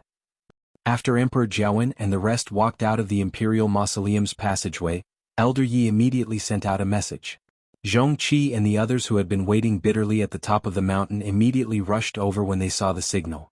When they saw the few people standing behind Emperor Jiawen and Elder Yi, Zhong Qi and the others were shocked. When did these people barge into Golden Inheritance Peak? He didn't know the other two people, but he would never mistake Crown Prince Rongjin for someone else. However, the Crown Prince, who had always been high-spirited, was now in a very sorry state. The young woman and the old man beside him didn't look any better. Mr. Yi asked. During this period of time, did anyone else come out of the Imperial Mausoleum other than us? Zhong Qi immediately bowed. I've sent more people to guard Golden Inheritance Peak, but I didn't see any traces of anyone. Emperor Jiawen's face was pale because of the poison, but it was also a little green because of his anger. From now on, keep a close watch. Once you find anything amiss, immediately report to me. He didn't believe that the two of them could really stay inside forever. Zhong Qi and the rest didn't dare to ask why Rongjin and the rest would appear here, so they could only agree. Elder Yi, who was at the side, turned around to take a look and waved the fan in his hands. The people inside have extraordinary means, so it's easy for them to leave this place silently. However, Emperor Jiawen is still angry, so there's no need to say this. Perhaps the person inside had already left. Who knows? Elder Yi smiled helplessly and shook his head. Even though I didn't see them, a strong warrior of that level. Country Yaoqin really can't afford to offend them. I don't know how Sidu Xingqian and the rest offended them, but the exit didn't close earlier or later. It just had to close when they were about to escape, trapping them inside. They clearly did it on purpose. His gaze swept across Situ Xingqian and the rest. Hee, it's going to be interesting this time. Almost overnight, the situation in the imperial capital had changed. First, the empress passed away. Then, Rongjin was disrespectful to the ancestors and was stripped of his position as the crown prince. These two things happened consecutively and everyone was caught off guard. For a moment, all sorts of guesses were made. Some people said that the empress and his majesty had been very loving all these years, and her health had always been very good. It was really strange that she suddenly passed away. Rongjin had been the crown prince for so many years, and his majesty had always thought highly of him. Even when he made a mistake and was scolded in public, his majesty didn't strip him of his position as the crown prince. However, right after the empress died, Rongjin was stripped of his position. How could people not be suspicious? Some people also said that the empress was in charge of the harem and looked very harmonious, but quite a few concubines and princes had died in her hands. His majesty couldn't take it anymore, so he finally killed her. Rongjin was implicated and his majesty hated him. In the end he was scolded. However, the most ferocious rumor was that the third prince, Rongjio, had something to do with the empress's death. As his birth mother, noble Lady Ying, was harmed by the empress back then, Rongjio had long hated the empress and waited for an opportunity to kill her. As for Rongjin, in the past few months, he had been scolded by his majesty and was even put under house arrest. His position as the crown prince only existed in name, and it was only a matter of time before he was stripped of his position. Even though the higher-ups strictly ordered everyone not to talk about this matter and used all sorts of methods to suppress these rumors, country Xing Luo's Emperor Xian Kong, Situ Yan's arrival made the entire matter even more confusing. In the darkness, there seemed to be an invisible hand that easily controlled everything and made the waves even more turbulent. Palace. In the palace, Situ Yan and Emperor Jiawen were facing each other. Situ Yan's expression was cold. I'll say it again. Hand over Xingqian and Lian Ning and cancel her marriage agreement with Rongjin. If not, country Xing Luo won't let this matter rest. Emperor Jiawen seemed to have heard the funniest joke in the world. Ah, Situ Yan, you really have the cheek to say this. You, and that precious daughter of yours, do you still need me to say what kind of good things you did in private? From start to end you've always had ulterior motives. Now that the matter has been exposed, you still dare to openly come and ask for them. No wonder Situ Yan kept mentioning the marriage alliance since a long time ago. No wonder he doesn't care about the others and only values Rongjin. Previously, I naively thought that Situ Yan came for Rongjin's position as the crown prince. Now that I think about it, why would he, as country Xing Luo's emperor, want this? At that time he was really blinded by lard. When Situ Yan received the news, he already knew that the matter had been completely exposed. Thus, he didn't care at all when he heard Emperor Jiawen say this. I came here just to bring Situ Xingqian away. To think that I painstakingly planned for so long, but I didn't expect Rongjin to be a fake heaven's chosen son. I don't even know who I'm supposed to vent my anger and resentment on. Does this mean that you're not willing to hand her over? Emperor Jiawen sneered. Hand her over? The two of them are a match made in heaven. Of course I have to fulfill their wish. Once the Empress's 1-month mourning period is over, I'll let them get married. Mobile users, please browse and read. A better reading experience comes from Love Network. Chapter 418. Situ Yan widened his eyes in shock. Rongxiao, are you crazy? The Empress is the mother of the country, and they have to hold a national funeral after she passes away. As her son, Rongjin should be filial for 3 years. Even if there's an emergency, it should be at least a year. A month? Isn't that equivalent to holding a wedding while stepping on the Empress's coffin? Do you still want your face? Do you still want your reputation? If you really do this, not only will Rongjin and Situ Xingqian be labeled as traitors, but even the entire country Yao Chen's royal family's reputation will be affected. Even if you don't want your face, I still want it. Since he already knew that Rongjin wasn't the real heaven's chosen son, why would he agree to continue with the marriage agreement? Situ Xingqian was the apple of his eye, and she was the daughter that he doted on the most. How could she marry a useless crown prince like Rongjin? Wouldn't her entire life be over? Seeing Situ Yan's exasperated look, Emperor Jiawen felt good. This old thing kept scheming, but he shot himself in the foot in the end. I have to get back at him no matter what. You were the one who suggested this marriage. Are you going to break it now? Situ Yan was so angry that his liver hurt. So what if I break it? If we break the marriage agreement right after Rongjin got into trouble, people will definitely criticize us. Even so, it's better than Situ Xingqian's entire life. Emperor Jiawen leaned against the chair. The things that had happened during this period of time had exhausted him, but now that he saw Situ Yen being angered to such an extent, his mood finally eased a little. There's no room for discussion. The marriage agreement will continue. Situ Xingqian will get married in the imperial city a month later. Don't worry, Rong Jin is my son after all. I'll definitely let my subordinates handle this wedding grandly. Situ Yan's vision turned black and he almost fainted. Rong Xiao. He had made up his mind to keep Situ Xingqian here until the wedding with Rong Jin was over. Rong Xiao, don't go overboard. Don't think that Xing Luo is afraid of you.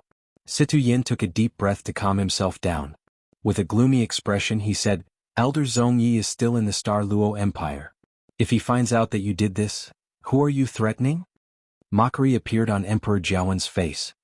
Elder Zhong Yi is very powerful, but do you think that it'll be enough just because he's here? Don't forget, Elder Zhong Yi represents Mingyue Tianshan. Situ Yan's eyes were red. If you can invite the people from Mingyue Tianshan, can't we? Situ Yan was stunned. Only then did he remember that Rong Xiu had also stayed at Mingyue Tianshan for many years.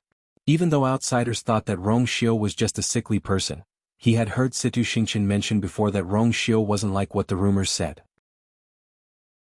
The most important thing was that Rong Xiu had stayed in Mingyue Tianshan for so long.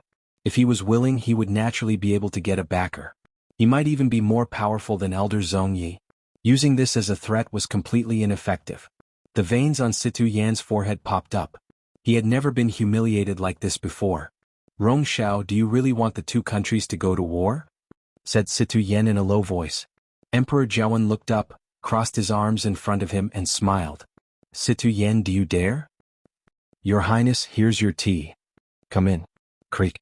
The door was pushed open and a page boy in gray walked in with a cup of tea. He then carefully placed the tea at the side. Rong Jiu was wiping his knife.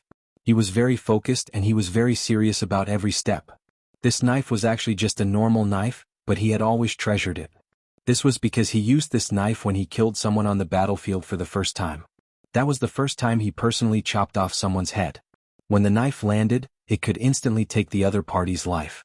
The sticky and fishy blood splattered all over his face. Many people would have different reactions after killing someone for the first time. Some would vomit and some would have nightmares. But he didn't. On the contrary, he only felt satisfied. So many years had passed, but this knife was still bright and sharp. Your Highness, this tea won't taste good when it's cold, reminded the page boy respectfully. Rong Jiu paused in his actions and glanced at him. Please enjoy. I'll take my leave first. After he finished speaking, the servant silently left and closed the door. Rong Jiu's gaze landed on the cup of tea. He put the knife in his hand to the side, picked up the tea, got up, walked to a bonsai and poured the tea into it. Then he felt for the bottom of the teacup and gently clicked it. Gotcha.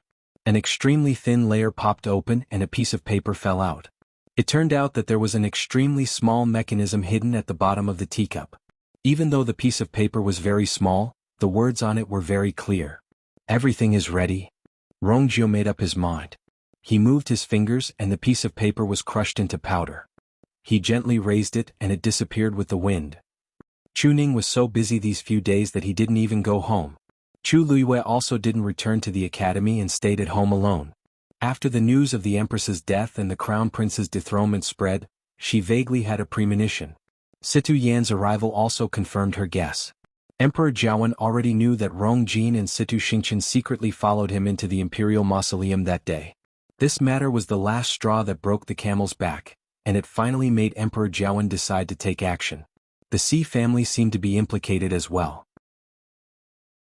Quite a few people were removed from their positions and some were even sent to jail. Anyone with eyes could tell that this definitely had something to do with the Empress. The Xi family didn't resist at all as they silently accepted everything and kept a low profile.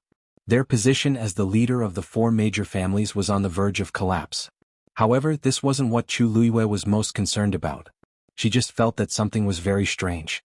Since Emperor Jiawen knew that Rong Jin and Situ Xingqian went to the imperial mausoleum that day, he would definitely follow this clue and find something. The Empress's death was most likely related to Situ Xingqian. But until now there wasn't any news. On the other hand, the third prince, Rong Jiu, was splashed with dirty water for no reason, and the rumors became more and more intense. Almost everyone believed that he was the one who was most deeply involved in this matter. Emperor Jiawen wasn't dumb. If he really wanted to investigate, he could definitely find something. But now, he was actually allowing this matter to develop. I heard that Rongjiu is also under house arrest. Chu Luiyue felt that something was amiss no matter how she thought about it. Also, that pyramid. Even though it's on me, I still don't know what it is. No matter how she thought about it, she didn't have a clue. In the end, Chu Luiyue decided to make a trip to Heptagon Alley personally. The Empress must know something. Now that she's already dead, Sidu Xingqian and Rong Jin can't ask her, so I might as well check it out myself. But when she reached Heptagon Alley, she saw a floor full of corpses. Those were the Imperial guards guarding this place. Chu Luiyue's heart sank as she immediately pushed open the door and entered. The blood-colored bronze cauldron that was previously placed in the middle of the yard had actually disappeared. Digression. I'm going out in the afternoon, so I'll update later for the rest of the day. Let's all watch it together at night. Mobile users, please browse and read. Chapter 419. The corpse that she saw previously was still hanging in midair, but there was nothing below it. There were traces of a fight in the yard and a few Imperial guards' corpses. The barrier around Heptagon Alley had also been broken. It was obvious that someone had forcefully broken in. Chu Luiyue immediately searched the yard, but she didn't find any useful clues. The only thing she could be sure of was that these people had died less than a day ago. No matter if it was outside or inside, these dead Imperial guards didn't have many wounds on their bodies. All of them had their necks slit and they were killed in one hit. This was clearly a one-sided massacre. Chu Luiyue carefully checked their corpses and gradually knitted her brows. It seemed like the Imperial guards didn't even have time to retaliate. Even though these people weren't the best, they were all well-trained. To be able to kill so many people at the same time and not even give them a chance to spread the news, it was either that the other party had a lot of people or they were very strong. Chu Luiyue was more inclined to the latter. The Imperial city had been heavily guarded recently. If so many people really came, the commotion from both parties' fight would have spread out long ago. It wouldn't be like now, where there were corpses everywhere but nobody knew about it. If she didn't coincidentally rush over today, she didn't know when this situation would have been discovered. Chu Luiyue thought for a moment and went straight to the palace. The palace was heavily guarded, but thankfully Chu Luiyue and Rong Xiu had a marriage agreement. As Prince Li's future princess consort, the palace maids naturally let her in. Chu Luiyue didn't go to find Emperor Jiawen. Instead, she went straight to the Empress's bedroom. On the way, she acutely felt that the atmosphere in the palace was very stiff and strange. Everyone had become very careful. It was obvious that the Empress and Rong Jin's matter made them jittery. Halfway there, Chu Luiyue bumped into a group of people. The person in front was Chu Ning. After not seeing him for a few days, he looked much more haggard and tired. It was obvious that he had been very worried during this period. Father. Chu Luiyue quickly stepped forward. Hearing this familiar voice, Chu Ning immediately looked up and saw Chu Luiyue. His eyes flashed with surprise, but then he frowned. Why are you here? Chu Luiyue walked up to him. Father, I have something important to tell you. Chu Ning looked at her expression and suddenly felt a sense of unease in his heart. Had always been very sensible. If it was not an urgent matter, she would absolutely not run to the palace to look for him at this time. He whispered a few words to the people behind him, then led Chu Luiyue to the side. What happened? Chu Luiyue pursed her lips. Father, the Imperial guards in charge of guarding Heptagon Alley have all been killed. As for the bronze cauldron in the Heptagon Alley, it has already been stolen and its whereabouts are unknown. What? Chu Ning's face was filled with shock. He expected that something bad must have happened, but he didn't expect that. When did this happen? Chu Luiyue briefly explained the matter. Chu Ning's expression became more and more unsightly. In other words, we still don't know who did it? And there are no clues at all? Chu Luiyue gently nodded. I know that His Majesty places great importance on the Heptagon Alley, and it just so happens that you have been in charge of it recently, so I immediately rushed over after the incident. Chu Ning's face seemed to have condensed a layer of frost. These few days he had been busy in the palace dealing with the Empress's matters, so he temporarily put the Heptagon Alley matter aside and handed it over to his subordinates to handle. But he didn't expect that such a thing would happen. Even if His Majesty ordered him to stay in the palace and solve the problem here first, he couldn't absolve himself from the blame. Alright, I understand. I will report to His Majesty now. Chu Ning quickly made a decision. His Majesty would find out about this matter sooner or later. Even if he would be punished, he had to take the initiative to face it. You go back first? Chu Liwei shook her head. I'll go with you, father. I am the first person to discover this matter, so there is no reason for me not to go. Chu Ning was a little hesitant. This matter involves a lot of things and I don't want you to be dragged into it. According to his investigations these few days, he had already faintly felt that the Empress should have played a big game when she was alive. Although she was now dead, the matter was far from over. Especially now, the bronze cauldron in the Heptagon Alley had mysteriously disappeared. No matter how he looked at it, he hoped that you could stay out of this matter. Chu Liyue's lips curved. From the moment I went to the Heptagon Alley, it was already difficult for me to get away easily. But father, don't worry, I know what to do. I know what to do and what not to do. Chu Ning looked at her with a deep gaze. How could he not know that this was actually her excuse? The real reason was, if she could appear to a large extent, His Majesty's punishment would be reduced to a large extent. Chu Ning felt a wave of warmth and finally nodded. All right. Come with me to see His Majesty.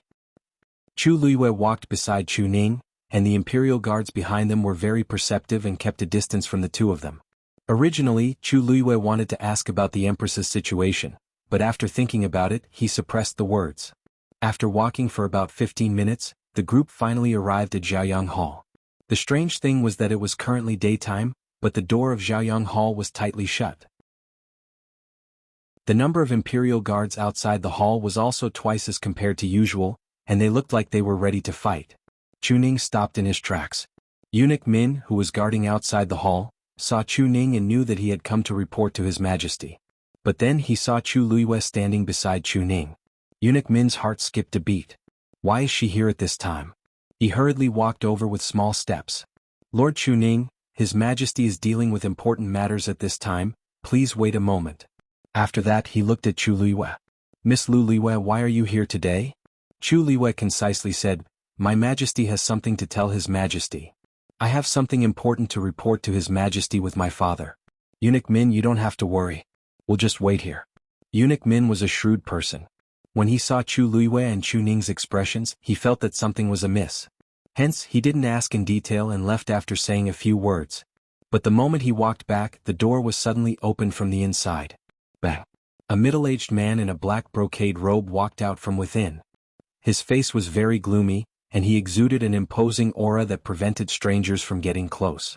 When Eunuch Min saw him, he immediately respectfully took a step back. However, that man didn't care about him at all and just walked out with big strides. Looking at that face, Chu Liyue slightly narrowed her eyes. This face looks a little familiar. Suddenly her eyes lit up. This man is 50% similar to Situ Xingqian. Mobile users, please browse for a better reading experience from Love Network. Chapter 420. This person must be Country Xing Luo's Xiankang Emperor, Situ Yan. It seems like he didn't have a good conversation with Emperor Jiawen, and he's probably at a disadvantage. If not, he definitely wouldn't show such an expression in front of so many people. He's an emperor after all. If he didn't encounter something unbearable, he wouldn't have such a reaction. Chu Liyue was a little curious. I don't know what Emperor Jiawen said or did to make Situ Yan so angry. Situ Yan walked past them. Suddenly, Situ Yan paused in his footsteps and turned to look at Chu Liyue. You're Chu Liyue? Chu Liyue's eyes sparkled. That's weird. This person actually knows me? She lowered her head and curtsied. Situ Yan's gaze was like a sharp knife that scraped across Chu Liyue's body. Chu Liyue's heart skipped a beat. It seems like Situ Yan doesn't have a good impression of me. Chu Ning stepped forward and silently blocked in front of Chu Liyue, blocking Situ Yan's vision. Situ Yan grunted and turned to leave. When his figure gradually disappeared, Chu Ning turned around and asked worriedly, Chu Liyue? When did you offend this person? Chu Liyue chuckled and shrugged. It's my first time seeing him today. How could I have the chance to offend him? But I did offend his precious daughter. Situ Xingqian? Chu Ning nodded in understanding. Chu Liyue looked at his relieved expression and asked curiously, Aren't you worried? What's there to worry about? What's there to worry about? Chu Ning snorted. How can his daughter be compared to my Yuer? He vaguely knew that Situ Xingqian seemed to be interested in Rong Xiu, but Rong Xiu married Yuer. Wasn't it obvious why Situ Xingqian treated his Yuer that way? In Chu Ning's eyes, all the women in the world added together weren't as good as his precious Yuer. Other things aside, Rong Xiu had excellent foresight. Chu Liyue was speechless. Why did she hear a trace of pride in his words? Chuning is here. Let him in. Emperor Jiawen's voice came from Zhaoyang Palace. Eunuch Min hurriedly said, Your Majesty, Miss Luyu is also here. She said that she has something important to report. There was a moment of silence. Then let her come in with us. Chu Ning and Chu Luiyue looked at each other, their expressions turning solemn as they entered Zhaoyang Hall one after another. Upon entering the palace, Chu Luiyue immediately saw Emperor Jiawen, who was sitting at the head of the table. The expression on his face seemed to be better than a few days ago. It was obvious that he had vented his anger at Situ Yen. Luyu, you don't come to the palace often. What brings you here today? His tone was relaxed, and it was obvious that he didn't care much about Chu Luiyue's arrival. Chu Luiyue and Chu Ning exchanged glances before they stepped forward. Your Majesty, Luyu came here today because of Heptagon Alley? Upon hearing the words Heptagon Alley, Emperor Jiawen's expression froze, and he unwittingly sat up straight as he stared at Chu Luiyue. What did you say? Chu Luiyue paused for a moment before she told him everything. However, she changed her reason for going to Heptagon Alley to that she happened to pass by there. She didn't want Emperor Jiawen to know that she was secretly investigating this matter. Emperor Jiawen was stunned when he heard the first sentence. He spent a lot of effort to suppress his urge to flip the table and stand up, but the veins on his hands, which were grabbing onto the chair, were popping up. His face was green and white, and it was very interesting. Chu Luiyue had long expected his reaction, so she pretended that she didn't notice it and calmly told him what happened. As this is a serious matter, Luyu didn't dare to act on his own, so he immediately rushed over. Chu Ning immediately knelt down and asked for forgiveness. It's all my fault for causing this situation. Please punish me, Your Majesty. Emperor Jiawen slowly held his forehead and didn't say anything for a long time. Chu Ning and Chu Luiyue waited quietly. Actually, Emperor Jiawen's emotions were very complicated at this point, and his mind was in a mess. He originally thought that the truth of this matter would gradually be revealed after the Empress died and Rong Jin was removed from his position. But now, something like this actually happened. His first reaction was to suspect Situ Xingqian. After all, he had basically confirmed that Situ Xingqian secretly met the Empress and learned quite a lot from her. She even obtained the key that the Empress secretly engraved when she was alive, which allowed Rong Jin to successfully enter Golden Inheritance Peak. She was very ambitious, so it wasn't strange for her to do such a thing. But the key point was that Situ Xingqian was currently trapped somewhere. This clearly meant that she didn't steal the bronze cauldron. As for Situ Yen, it didn't seem very likely either. This time, as the matter was urgent, Situ Yen rushed over at the fastest speed and only brought a few personal guards with him. The other party is very strong and they clearly came prepared. This matter can't be entirely blamed on you. Emperor Jiawen suppressed the ripples in his heart with much difficulty as he slowly spoke. Immediately bring someone to Heptagon Alley and check if you can find any clues. Once you're done, report to me immediately. Yes. As for Luyu, since you're the first to see it, I'm afraid I'll have to trouble you to make this trip as well. Chu Luiyue said, Your Majesty, don't worry. Don't worry, Your Majesty. I'll do my best. Emperor Jiawen nodded and suddenly asked, Oh, right. This won't take up too much of your time and energy, right? On Vice Admiral Mu's side. You have to prioritize him for everything, okay? Chu Luiyue agreed, but he chuckled in his heart. Even if we're already in a mess, we still don't dare to easily offend Mu Qinghe. If Emperor Jiawen knew that the two people who entered the Imperial Mausoleum were actually me and Mu Qinghe, I wonder what his expression would be. I'm a little tired. You guys can leave first. Emperor Jiawen waved his hands and Chu Ning brought Chu Luiyue out. After walking out of Zhaoyang Palace, Chu Luiyue suddenly asked, Why? Father, can I go to the Empress's bedroom to take a look? Chu Ning was taken aback. Why are you going there? Chu Luiyue pondered for a moment and smiled. I might be able to help you find some useful clues.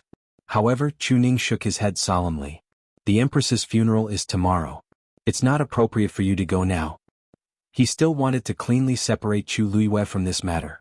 Seeing his determined attitude, Chu Luiyue didn't continue and changed the topic. The group of people left the palace together and went straight to Heptagon Alley. Princely Mansion.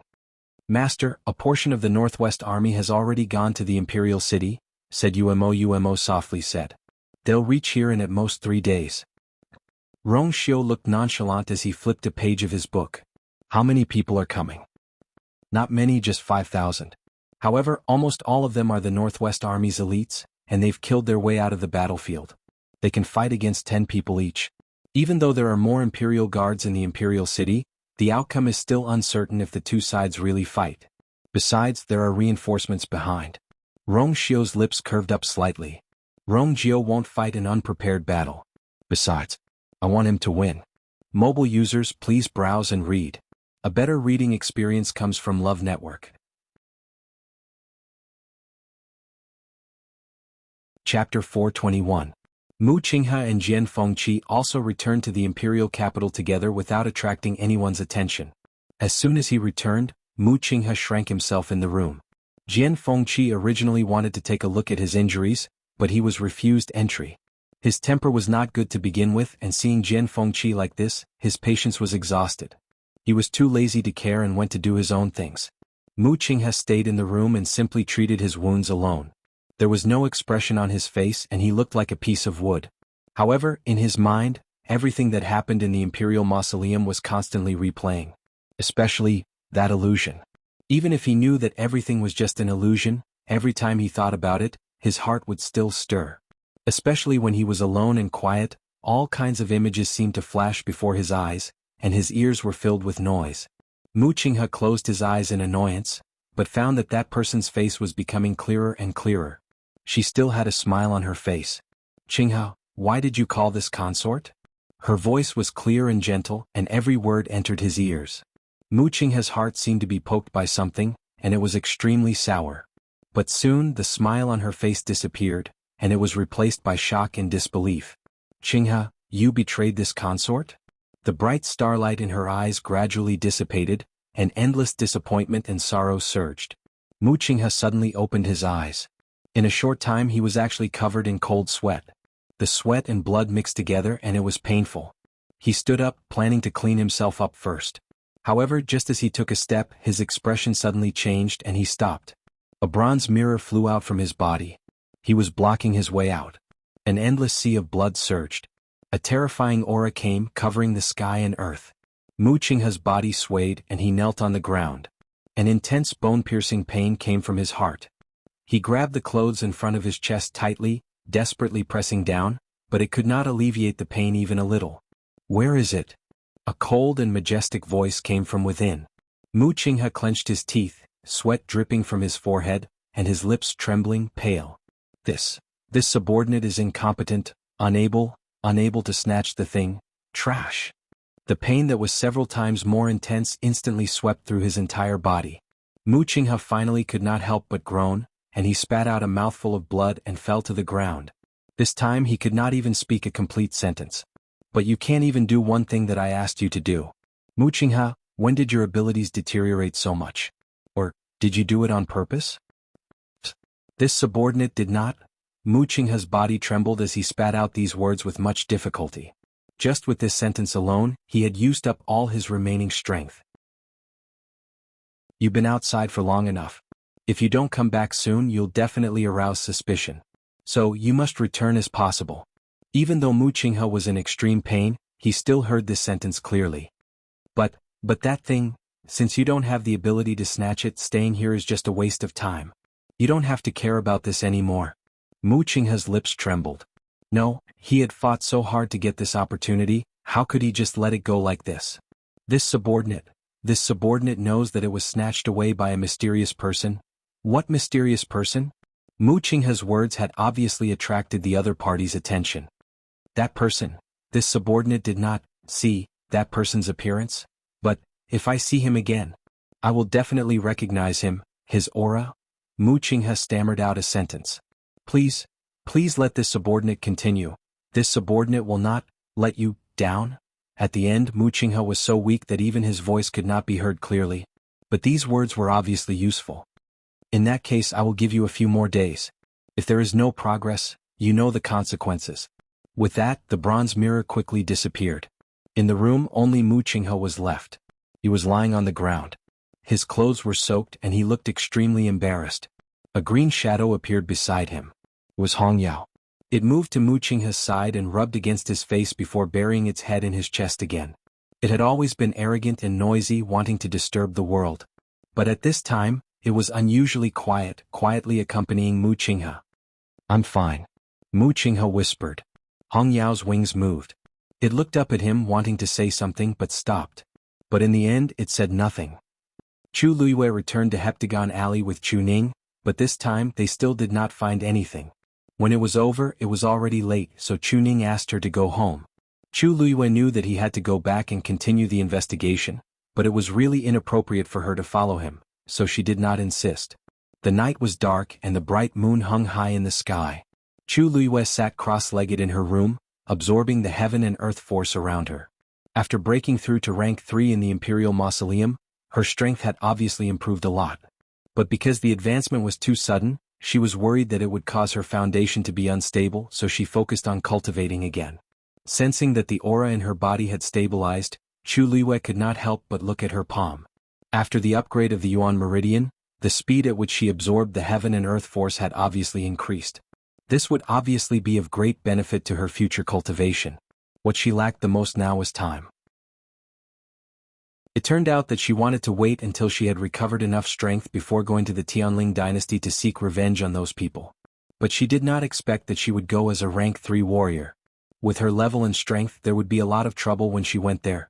Suddenly, there was a fluctuation in her Dantian. Mobile users, please browse and read. A better reading experience comes from the Love Network. Chapter 422. Chu Luiyue was stunned. Only then did she realize that the fluctuation was actually emitted from the Black Pyramid. A vast and warm power instantly spread towards Chu Luiyue's limbs and bones. Chu Luiyue was shocked. For some reason, the aura contained in this power was very familiar. Chu Luiyue held her breath and focused her mind. She realized that the seal was not broken. After that, she carefully sensed it and finally confirmed that this power did not come from the pyramid, but from the black seal that covered the pyramid. Chu Luiyue was stunned. She had only seen seals that were used to confine power, but she had never seen one that emitted power. Moreover, this power was pure and rich. It was almost rare in the world. Even if she had the Tianjing Yuan Meridian in her previous life, she might not be able to refine such pure and warm power. But now, this power was gradually seeping into her body. Chu Luiyue was stunned for a while before she finally regained her senses. The seal on the pyramid was actually helping her to nourish her body and improve her cultivation. After thinking this through, even Chu Luiyue was filled with shock. What was going on? Didn't the first master forcibly leave this seal on the pyramid because he didn't want her to touch it? But now, what about the power that was overflowing from it? Suddenly, a figure flashed across her mind. It was the back of a man in a black brocade robe. Although it was blurry, it was still tall, slender, and straight. Chu Luiyue's heart suddenly skipped a beat. She had seen this man's back before. It was clearly the man who had stood in the octagonal pavilion on the cliff in the Imperial Mausoleum in the illusion. But this time he was not standing there. Instead, it seemed like he was standing beside a lake. The scene flashed so quickly that Chu Luiyue did not have time to see it clearly before it disappeared. Chu Luiyue seriously tried to recall it, but she was disappointed to find that she could not remember anything. However, that sense of familiarity was becoming stronger and stronger. Chu Luiyue opened his eyes, his heart beating wildly. She finally couldn't hold it in any longer. She stood up, walked to the window and pushed it open in frustration. The night breeze blew, instantly waking her up. Now, she was more and more suspicious that it was not an illusion at all. Otherwise, she definitely wouldn't have such a subtle feeling. Could it be that the man in the black robe was the owner of the precious treasure pavilion? Chu Luiyue frowned. If that was the case, then why didn't she have any impression of this person? She tucked her hair behind her ears, and a trace of seriousness appeared between her brows. Something doesn't seem right. Whoosh! Suddenly, a strange voice came from afar. Chu Luiyue immediately looked up. In the darkness of the night, a black figure appeared in the courtyard. The moonlight elongated that person's shadow, but Chu Luiyue couldn't see that person's appearance under the heavy shadows. Then a terrifying aura enveloped the entire courtyard. Chu Luiyue was instantly on guard. Her muscles tensed up. This person was extremely dangerous. The surrounding space seemed to be frozen, and all sound was annihilated. The silence was chilling. Suddenly, that person stretched out his hand and beckoned with his index finger. Chu Luiyue's heart skipped a beat. It was a severely burned hand. Even though only half of the palm was exposed, Chu Luiyue could clearly see the shocking scars on it under the moonlight. In the next moment, that person's figure instantly rose into the air and flew into the distance. Did he want her to follow? Chu Luiyue's hand slowly clenched into a fist. She wasn't sure if this was some kind of invitation or provocation. But no matter what, that person clearly knew her identity. And he came with a purpose. Just as that person's figure was about to disappear, Chu Luiyue saw that person suddenly turn around. This time that person stretched out his hand again and made a gesture. Chu Luiyue's eyes suddenly widened. Because that gesture was a secret code that only the 13 Yu guards knew. Palace, Blessing Palace. This was Rong Jin's residence in the palace. After he turned 20, he moved to Crown Prince Mansion outside the palace and rarely came back here. Because of this, Blessing Palace was more deserted than other places, and not many people came here. But at this point, almost nobody knew that the deposed Crown Prince Rong Jin was locked up here. Situ Xingchen was also locked up here with him. It was already night time and Blessing Palace was pitch black. It looked as deserted as usual. However, there were a few hidden auras in the dark, indicating that this place wasn't as peaceful as it looked on the surface. A figure quietly entered the hall. He entered the side hall, walked to the front of the bookshelf, and raised his hand to turn an inkstone on the shelf. The sound of gears moving could be heard. Under the bookshelf, the smooth and heavy jade board slowly moved aside. A narrow entrance appeared in front of them. With the moonlight they could vaguely see that there was a staircase inside. That person walked down without hesitation. After his figure disappeared, the jade board closed again. The entire room was silent as if nothing had happened. Chu Luiyue's heart was in turmoil. The 13 Yu guards were her personal guards and she personally created them back then. Every single one of the 13 guards was personally selected and trained by her. Unlike Mu Qinghe who controlled the military, the 13 Yu guards had no connections with any forces in the imperial court. They were more like her secret knife. Wherever she pointed, they would cut through all the thorns for her. The most important thing was that she was their only direct master. At any time, at any place, under any circumstances, they would only listen to her orders. Even her father had no right to interfere. When she was in a desperate situation back then, the 13 Yu guards weren't by her side. All the signals she sent for help were also ignored. Until her death, she didn't see any of them again. After meeting Mu Qinghe, she had a guess in her heart. Did the 13 Yu guards betray her back then? She didn't dare to think about it. Every time she thought of this, she would automatically skip it as if she was actively avoiding something. Therefore, only God knew how shocked she was when she saw that familiar hand gesture. Chu Luiyue's entire body seemed to be frozen. All the blood in her body stopped flowing, and only her heart was beating wildly. Thump, thump, thump, thump, thump, thump, thump, thump. Countless guesses flashed through her mind at lightning speed. However, just as she opened her mouth and was about to ask the person, that person suddenly turned and left. Chu Luiyue gritted her teeth and jumped out of the window. She followed that person. Mobile users, please browse for a better reading experience from Love Network. Chapter 423. Creak. The sound of the door opening was heard in the dark and cramped space. Situ Xingchen, who was trapped in the metal cage, suddenly looked up. Her exquisite hair bun was already untied, and a few strands of hair hung down messily. She looked very down and out. The dirty marks on her face and body made her look even more disheveled. I've lived for so many years, but I've never been in such a situation. The footsteps gradually got closer. A man walked in and stood 3 steps away from the metal cage. In the entire space, only the 2 candles on the mottled walls were shining weakly. Situ Xingchen couldn't see the person's face clearly, but she immediately recognized him when she saw his figure. It's Emperor Jiawen. She almost immediately stood up, rushed over, grabbed the metal bars and harshly shook them. Let me out. Let me out. My father is already here, right? Emperor Jiawen took a step back and reached out to fan his nose. Situ Xingchen was instantly embarrassed and her face was burning. She involuntarily let go of her hands and wanted to crawl into the ground. After being locked in here, she had to settle all her daily needs in this small space, and she couldn't even leave the cage. One could imagine what kind of person she was now. Situ Xingchen didn't know how long she had been locked in here because every day felt like a year. Every second she spent here made her feel like she was one step closer to breaking down. Ever since she was born, she was country Xing Luo's honorable eldest princess. When had she ever experienced such torture? She had already cursed Emperor Jiawen countless times in her heart. If she had the chance, she would definitely cut him into pieces. But at this point, she was still on the other party's chopping board, so she naturally didn't dare to be too presumptuous. Emperor Jiawen sneered. He's here, but he should be on his way back now, right? Situ Xingqian's expression instantly froze. It was as if a bucket of cold water had been poured over her head, extinguishing all her hopes and desires. Impossible. My father definitely won't leave me alone. You're lying to me. Situ Xingqian screamed in disbelief. Father has always doted on me the most. How can he leave just like that? Don't worry. He's only going back to prepare for your wedding with Rongjin. You're his most beloved daughter, so of course he wouldn't abandon you. All right, the date is set to be half a month later, said Emperor Jiawen slowly. After the emperor's funeral, we will hold your wedding. Originally, it was set to be a month later, but your imperial father seemed to be in a hurry, so he brought it forward by half a month. Situ Xingqian was completely stunned. What? My wedding with Rongjin? She had already told her father that Rongjin was a fake heaven's chosen son. On the one hand, father came to cancel her marriage agreement with Rongjin, and on the other hand he wanted to take her away from here. But now what was going on? Time was tight, so it was inevitable that some things were overlooked.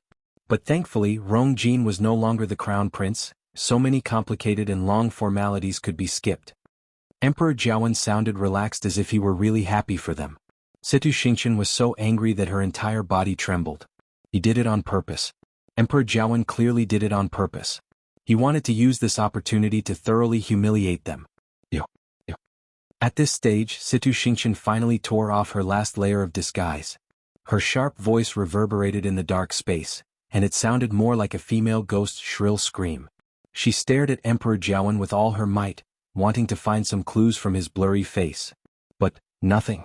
Emperor Jiawen didn't look like he was lying. Situ Xingqian's heart finally sank. She knew that Emperor Jiawen was forcing her.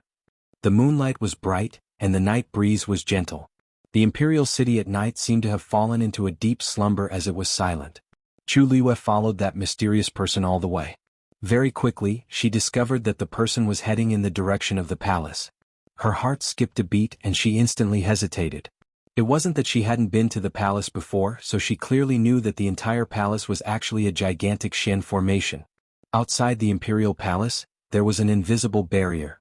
With her current strength, it would be too difficult for her to sneak in without anyone noticing. But the person in front didn't seem to care about all this as he continued to move forward quickly. Chu Liyue took a deep breath in and still followed him. No matter what, I must get to the bottom of this matter today.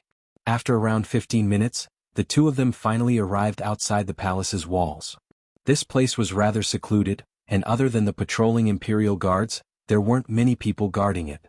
But Chu Liyue could clearly feel the barrier's suppression when she stood below the wall. She looked up at that mysterious person. That person stretched out his hand, and a ray of starlight flashed across his fingertips. A neat cut instantly appeared on the barrier. Also, it didn't cause any commotion. Chu Liyue's eyelids harshly twitched. This move. I've seen it before. It had helped me a lot before, but I didn't expect that today. Shwa. The barrier opened and that person had already jumped over the wall. He had entered the palace. Chu Liyue could only see the corner of a black shirt flashing across the wall. She took a few steps back and quickly rushed forward. She stepped on the wall. Then her body was parallel to the ground and she directly rushed up the wall. She easily flipped her body, bent her legs slightly and landed on the ground. She looked up and saw that the person had continued to move forward. Chu Liyue pursed her lips. This person wasn't worried that she wouldn't be able to keep up. But she didn't have time to think too much and quickly chased after him. The two of them were like night cats, completely hidden in the thick darkness of the night. But soon, Chu Liyue was shocked to find that this person seemed to be very familiar with the layout of the palace. Under that person's lead, they easily avoided all the patrolling and guarding palace guards. They drove straight in. Chu Liyue was even more puzzled. Why was this person so familiar with the palace, as if he had been here countless times? Especially towards the end, they went further and further away, but that person's speed was consistent from beginning to end. Every step he took was without any hesitation. After about the time it took to drink a cup of tea, that person finally stopped. Chu Liyue stood still, hiding in the shadows, and looked forward. When she saw the words "Blessing Palace" on the signboard, her brows furrowed slightly.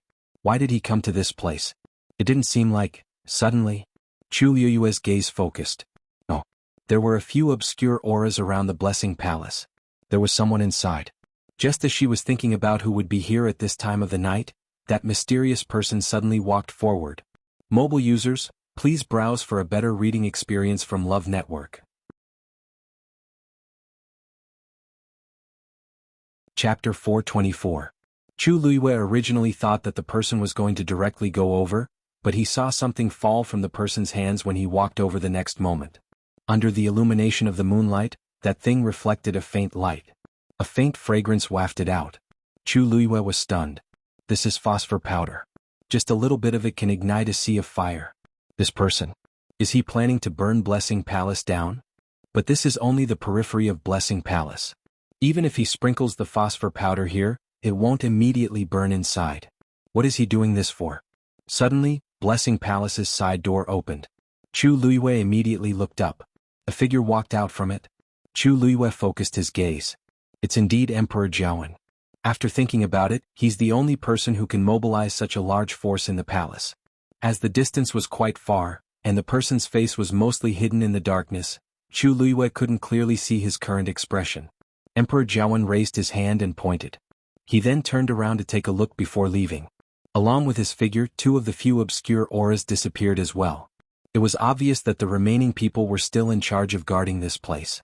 Chu Luiyue squinted his eyes.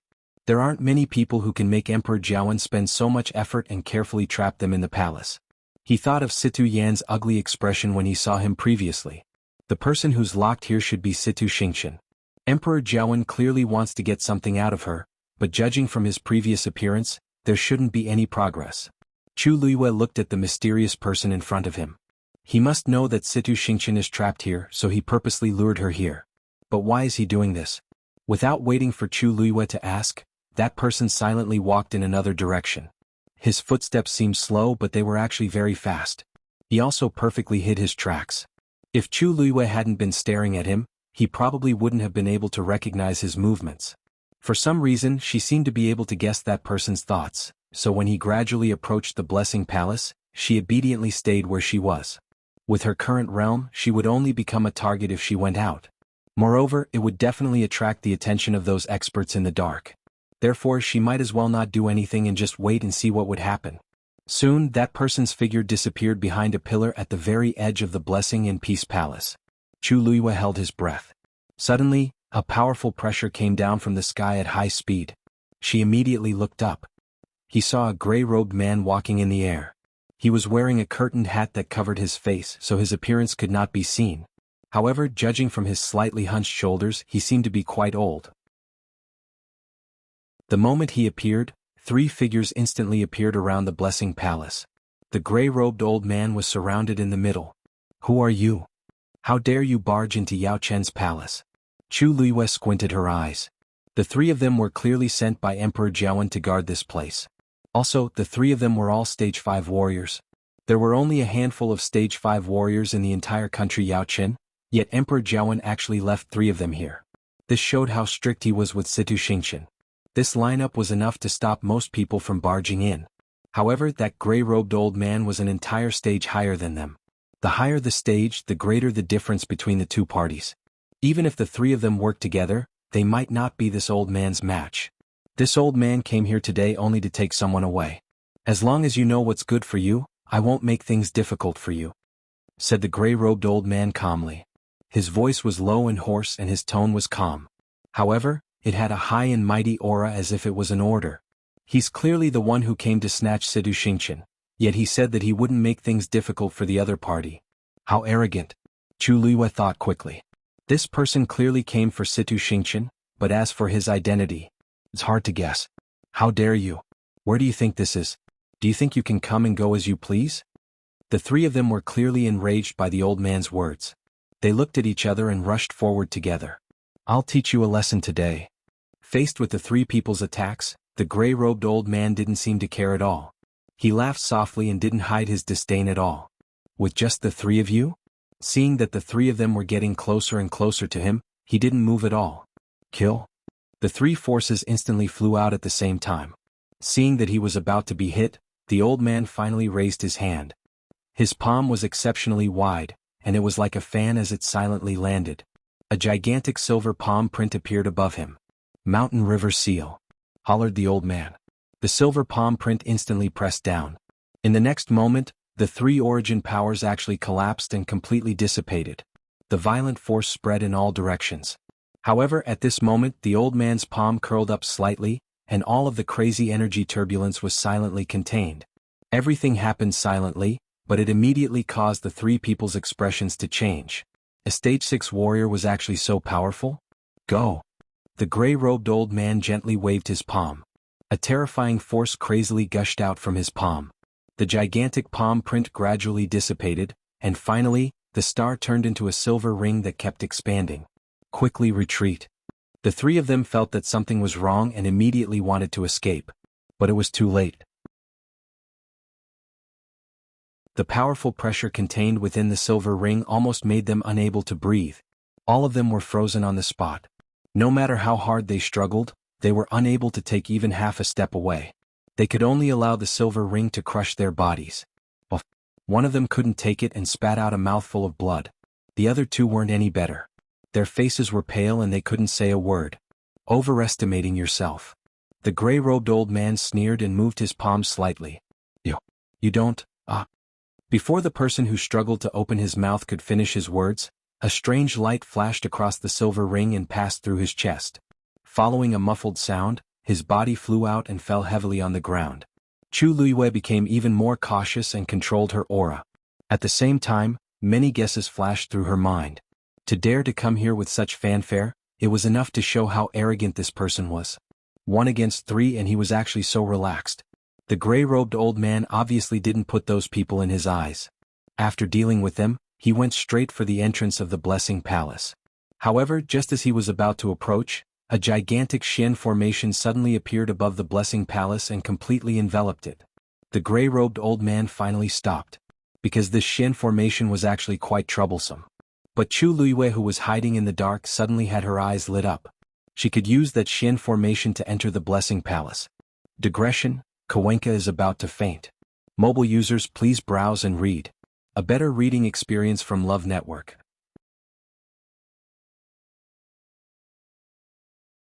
Chapter 425. The gigantic Xian formation shone brightly, and the entire Blessing Palace was shrouded in the dazzling light. Under such circumstances, I'll definitely be discovered if I go over directly. But if I merge into the Xian formation, I can conceal myself. Chu Luiyue stared at the Xian formation carefully as her fingers slid in mid-air, outlining the rough outline.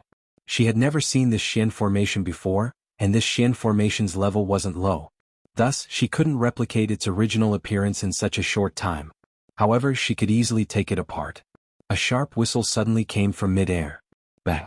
A firework suddenly bloomed in the dark night sky. This is a warning signal. This commotion will definitely attract everyone's attention in the palace. The elder in gray was thinking about how to break the Xian formation when he heard this sound. He immediately turned around. When he realized that the three of them had sent out a request for help, he couldn't help but snort. It seems like you're really not afraid of blowing this matter up. The man who was previously thrown onto the ground crawled up with difficulty and spat out a mouthful of blood. He was also holding a tube in his hand. He was clearly the one who lit the firework just now. When the other two saw this, they looked at each other and saw deep worry in each other's eyes. They rushed to that person's side and anxiously said, "Did you forget about Princess Jinghong? Have you forgotten what His Majesty said before? Situ Xingqian is locked up in the Blessing Palace. His Majesty placed a lot of importance on this matter and even invited us to guard her together. Even the Empress, who was under house arrest back then, didn't receive such treatment. This shows how much His Majesty cares about this matter. Before this, His Majesty had repeatedly instructed us not to let outsiders know that Situ Xingqian was hiding here. But once this news is released, everyone will know about it. In less than 15 minutes, I believe that all the experts in and out of the palace will immediately gather here." The man who spat out blood slowly wiped the blood from the corner of his mouth and stared at the elder in gray. His Majesty also said that the most important thing is to keep an eye on her. If she's taken away, then we won't be able to bear the consequences. The other two looked at each other and hesitated for a moment. In the end, they did not say anything. They once again spread out and surrounded the gray-robed old man. Since it had come to this, they could only do their best. Seeing the three of them in such a formation, the gray-robed old man was stunned for a moment before he suddenly laughed out loud. "Looks like you won't shed tears until you see the coffin. Don't blame this old man for being impolite. Stop him." The three of them also made up their minds and charged forward together. The four of them instantly engaged in a fierce battle. Now is the time. Chu Liwei retracted his aura and quickly headed for the Blessing and Harmony Palace.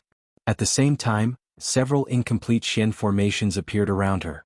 Compared to the gigantic Shen formation above, this small Shen formation did not have any sense of existence. However, the patterns and light were able to envelop Chu Liue's body. Chu Liue kept moving forward, completely hiding his figure in the countless streams of light.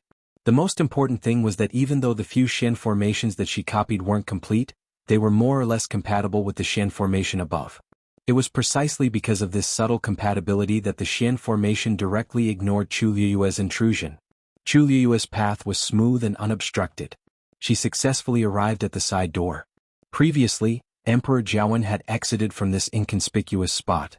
Thinking of this, Chu Liue silently sneaked in. Her actions were very fast and she disappeared behind the door in the blink of an eye. She did not even attract the attention of the gray-robed old man and the other three people. After entering the palace, Chu Liue immediately started searching for Situ Xingqian's whereabouts. Under the light of the Shen formation outside, everything in the palace was much clearer. However, Chu Liue looked around and did not see anyone. The palace was empty, and there was even a thin layer of dust on the table. This place had clearly been empty for a period of time. Chu Liue surveyed her surroundings. Suddenly, her gaze focused and she looked at the bookshelf on the wall. At first glance, there was nothing wrong with the bookshelf, but the books on it seemed to be placed messily. Even if Rong Jin didn't stay here long ago, everything here should at least be placed neatly. Chu Liue walked over and touched the bookshelf to look for clues. When she saw the inkstone, she knitted her brows. The inkstone's material was very normal, and the carving was average. It didn't look like something that would appear in the palace. She reached out and touched it before she tried to turn it. The ground under her feet suddenly moved. A staircase that extended downwards appeared in front of her. Chu Liue paused for a moment before jumping in. She walked down step by step. The surroundings were dark and damp, and there was only a faint light when she was very far away. However, other than her, there was no one else around. She silently walked forward. After walking for some time, an exit finally appeared in front of her. An extremely sealed space appeared in front of Chu Liue. When Situ Xingqian heard the footsteps again, she thought that Emperor Jiawen had returned. Hence she didn't even look up. She didn't raise her head and said, "I don't know. No matter how much you ask me, I don't know. What don't you know?" The clear voice of a woman suddenly sounded. Situ Xingqian's heart skipped a beat and she finally looked over. Even though that face was blurry, that figure and that voice couldn't be mistaken. Chu Liue. She actually came here? Situ Xingqian's mind was in a mess as she clenched her fists tightly, and deep hatred flashed across her eyes. Chu Liue. What are you doing here? Chu Liue walked over, and her eyes were like water as they lightly swept across Situ Xingqian. Her gaze was very calm, but Situ Xingqian felt as if she had been stripped naked. It was extremely embarrassing. You killed the Empress, right? Asked Chu Liue suddenly. Situ Xingqian clenched her teeth. What nonsense are you spouting? You also let Rong Jin out of Crown Prince Mansion, right? Asked Chu Liue again. No, I didn't. What? Did Emperor Jiawen send you to interrogate me? Situ Xingqian's voice was filled with intense anger. If looks could kill, Situ Xingqian's venomous gaze would have cut Chu Liue into pieces. Chu Liue's expression didn't change, as if he didn't care about her answer. What did you get from the Empress? Hand it over. As Chu Liue spoke, he stretched out his hand. Situ Xingqian suddenly widened her eyes. How does Chu Liue know about this? Chu Liue's eyes sparkled. If you're more honest, I can tell you who the real Heaven's chosen son is. Digression, I'm so sleepy that I can't open my eyes. I can't take it anymore as I sit in front of the computer. Tomorrow at 6 p.m. mobile users, please browse and read. A better reading experience comes from Love Network.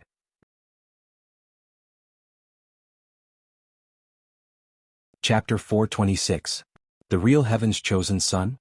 Hearing this, Situ Xingqian's heart skipped a beat. How did you know? Shouldn't only the Empress and Rong Jin know about this? Could it be that Rong Jin told Chu Liue about it before? No, why would Rong Jin tell others about such an important thing so easily?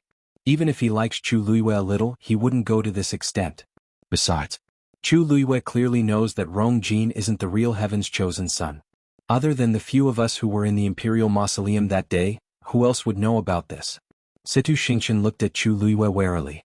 Suddenly, an idea popped up in her mind and she couldn't help but suddenly blurted out, "You were also in the Imperial Mausoleum that day?" As she was shocked, her hoarse voice became sharp. Chu Luiyue shrugged and nonchalantly said, "There's no such thing as a wall. I'll tell you one thing. I'm only going to ask you one last time. Will you give it to me or not?" Situ Xingqian grabbed the railing and her eyes sparkled. Since you already know about this, I don't have to hide it anymore. I got the key to Golden Inheritance Peak's barrier from the Empress. Even though the Empress secretly copied it, it can still open the barrier. Besides, I've already given that thing to Rongjin. If not, how do you think he could enter Golden Inheritance Peak so smoothly? Chu Luiyue raised his brows. When she saw Rongjin and the rest enter the Imperial Mausoleum with Emperor Jiawen, she had already guessed this point. But this wasn't the main point. "You know that's not what I want," Chu Luiyue lightly said. Situ Xingqian forcefully pretended to be calm and said without changing her expression, "The Empress only gave me this." "Oh." Chu Luiyue smiled in a seemingly smiling manner. If it's really that simple, why would Emperor Jiawen use such a huge force to lock Situ Xingqian up? He even specially came here to secretly interrogate her on a dark and windy night. Initially she didn't think of this, but after seeing Emperor Jiawen and the terrifying defense around her, she guessed that Situ Xingqian had something that Emperor Jiawen wanted. Judging from Emperor Jiawen's attitude toward Heptagon Alley, he should know the real secret behind it. Hence, he didn't want to get anything out of Situ Xingqian but wanted to get something. She was just casually bluffing, but judging from the other party's reaction, she was basically certain. Situ Xingqian felt guilty under Chu Luiyue's stare. How could this be? From the beginning to the end, she was extremely secretive and was not discovered by anyone. If I wasn't caught by Emperor Jiawen in the Imperial Mausoleum, I wouldn't be trapped here. She turned around as if she didn't want to continue the conversation with Chu Luiyue. It seems that there's nothing more to say between us. The moment she turned around, she quickly looked at the jade bracelet on her wrist. The two dots of light had already overlapped. This was something that Elder Zhong Yi had specially given to her when she left Mingyue Tianshan. This jade bracelet contained one Dao Sect's Elder Zhong's strength. Relying on this, he could quickly find her no matter where she was. When she was locked here, she immediately asked Elder Zhong Yi for help. Now that the two dots of light overlapped, it meant that Elder Zhong Yi was nearby. However, he didn't come even after a long time. Instead, Chu Luiyue came. Honk, honk, honk. A series of explosions suddenly came from outside. Even the entire space started to shake. Situ Xingqian suddenly looked up. Elder Zhong Yi is fighting with someone outside. She was elated.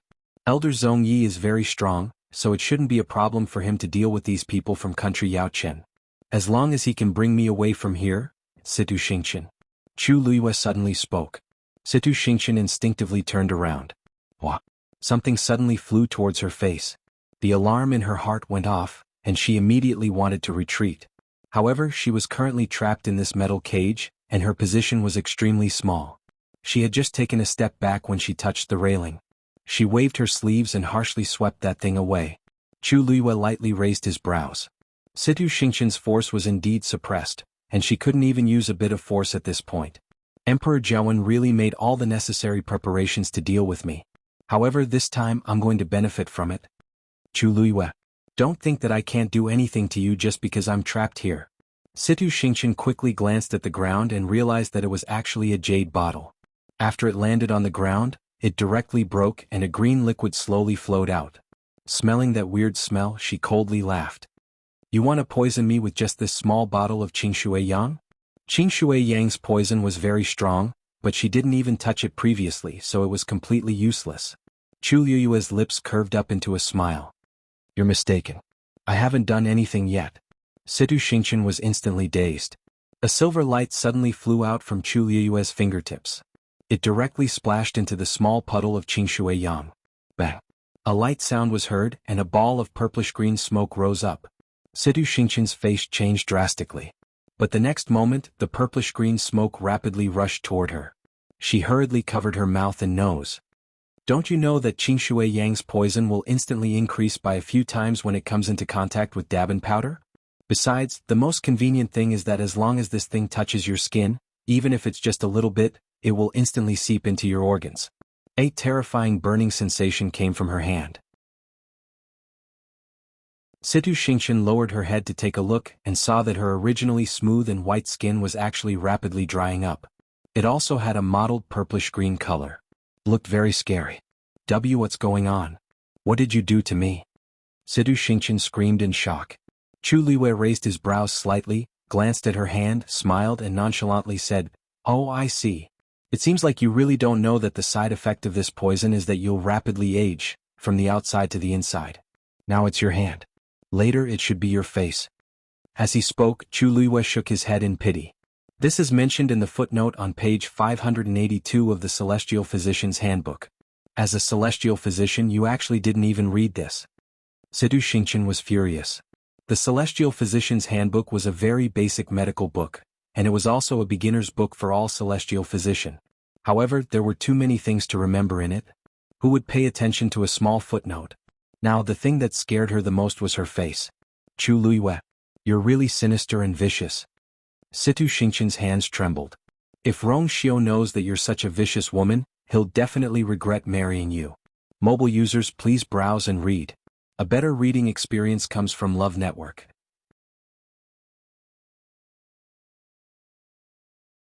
Chapter 427. Chu Liwei chuckled lightly. You're finally admitting it? From the start, Situ Xingqian had been hostile toward her. No matter if it was during the Qingjiao competition or when Situ Xingqian framed her for imprisoning Rong Zhen, Situ Xingqian could tell that Situ Xingqian didn't just dislike Situ Xingqian, but she was also jealous and resentful of her. Situ Xingqian's chest seemed to be blocked by something, and she felt so stifled that she was about to explode. She finally couldn't hold it in and harshly scolded her. So what if he is? I've liked him for so many years, but he doesn't even remember who I am. What about you? You're just an abandoned good-for-nothing from a declining family. How can you compare to me? In terms of looks, I'm not inferior to Chu Liwei. In terms of background, I'm many times better than Chu Liwei. In terms of my relationship with Rong Xiu, I've been with him at Mingyue Tianshan for so many years. How can Chu Liwei compare to him? He's always been high and mighty and keeps all women at a respectful distance. But he actually knelt down in front of so many people for you. All for the sake of a marriage agreement with you. I'm clearly the one who understands him the most. Only I'm worthy of him in this world. Situ Xingqian's heart ached every time she thought of this. She didn't understand what was so good about Chu Liwei that Rong Xiu was willing to treat her like this. It's as if he gave all his gentleness and love to only one person. Previously, when Rong Xiu sent people to burn the clothes with the cloud embroidery, she still had a sliver of hope in her heart. But later on, everything happened one after another and they all slapped her in the face. Every time, it made her understand that Rong Xiu cared about this person more than she imagined. Situ Xingqian's hatred for Chu Liwei also deepened. Chu Liwei looked at her face, which was contorted from anger and hatred, and lightly smiled. How do you know that he doesn't know? Situ Xingqian's expression suddenly froze. Since you claim to understand him, then, do you know why he did this? Chu Liwei said slowly. Every word was like a sharp knife that harshly stabbed Situ Xingqian's heart. The blood drained from her face in an instant, leaving behind a face full of fear and unwillingness. That's right. How could someone like Rong Xiu not know what kind of person Chu Liwei was? But he still chose her. There was only one explanation. He was deeply in love with Chu Liwei. She was the only one he wanted. From a very long time ago, she knew that people like Rong Xiu would only fall in love with one person if they didn't fall in love. Once they did, they would only love one person for the rest of their lives, and they would give everything they had. What exactly did you do? Situ Xingqian clenched her teeth, and her knuckles turned green from gripping the railing too tightly. At this moment, she inadvertently looked down and saw that her wrist had also turned purple. She was taken aback. If I really turn into an old lady with bruises all over my body, then in the future, there will be no future. Once she thought of that scene, she felt goosebumps all over her body. I definitely won't allow myself to become like that. As long as you bring me out, I guarantee that I'll hand the item over to you, said Situ Xingqian hatefully. But you have to guarantee that you'll also cure the poison in my body. If not, even if I go to hell, I'll definitely turn into a malicious spirit and come back to take revenge on you. Chu Liu's lips curved up slightly and he thought to himself, interesting. Seriously speaking, I'm the one who went to hell and came back to take revenge. However, I didn't turn into a malicious spirit but became Chu Liwei. Who's afraid of who? It seems like the person outside is here to save you. Chu Liwei suddenly said, You want to go out with me and take the chance to escape? Situ Xingqian's heart skipped a beat. I don't know what you're talking about. Chu Luiyue didn't need her answer either. I'm only here to take that item, not to save you. If you don't want to hand it over, then so be it. I've been here long enough. It's time for me to leave. Then Chu Luiyue actually turned around and left. Situ Xingqian finally panicked. Stop right there. Detoxify the poison first. I can even feel that the poison has already spread to my arm. It wouldn't be long before her face would be completely ruined. Chu Luiyue waved her hand. Seeing that her figure was about to disappear in front of her, Situ Xingqian finally clenched her teeth and said, I'll give it to you. Chu Luiyue stood still, then turned around and smiled at her. Wouldn't it have been better if you did this earlier? Situ Xingqian's face was filled with vigilance. Cure the poison first. Chu Luiyue gently flicked her finger. A palm-sized wooden cover fell. The purplish-green smoke seemed to be attracted by a certain force as it changed its direction and surged toward the wooden cover. When the last wisp of smoke disappeared into the wooden cover, Situ Xingqian finally heaved a sigh of relief. Take the item out, said Chu Luiyue. Situ Xingqian widened her eyes and raised her hands. The poison in my body hasn't been cured yet. When you give it to me, I'll naturally cure it for you. Chu Luiyue chuckled. Situ Xingqian choked and cursed in her heart. This Chu Luiyue is really cunning. He won't take any losses. She hesitated for a while, but she knew that Chu Luiyue could do anything. Hence, she didn't dare to be too presumptuous and could only touch her jade bracelet. Then, a wooden box appeared in front of her. Chu Luiyue's gaze lightly swept across the jade bracelet. It turns out that it's a cosmic bracelet. This item's value is much higher than a cosmic bag's. This is because it's easy to recognize a cosmic bag, but a cosmic bracelet looks no different from a normal bracelet. This should be one of the reasons why Situ Xingqian could keep this item intact and not let Emperor Jiawen take it away. This is the box that the Empress left behind when she was alive. Situ Xingqian took a deep breath in and finally pushed the wooden box forward. As long as you can open this metal cage, the item in this wooden box will be yours. Then she took another step back as if she really wanted to hand the item over. However, she sneered in her heart. This metal cage has an extremely strong restriction. If Chu Luiyue wants to take this item, he must solve this problem. If I can't solve it, this item will still be mine. If I can solve it, this metal cage will definitely be opened. I can then take the chance to escape. Anyway, Elder Zhongyi is outside, so I can definitely succeed. Chu Luiyue squinted his eyes as if he had a headache. Situ Xingqian quietly stood there, but she was secretly adjusting her breathing, waiting to deliver a fatal blow at any moment. Suddenly, Chu Luiyue lightly said, Chu Luiyue, Dumpling, bring the item over. A red shadow darted out. It directly pounced toward the wooden box. Situ Xingqian knitted her brows and finally recognized it. It was Chu Luiyue's blood ferret. The next moment she heard a kacha sound, and a hole suddenly appeared on the metal cage. Mobile users, please browse and read. A better reading experience comes from Love Network.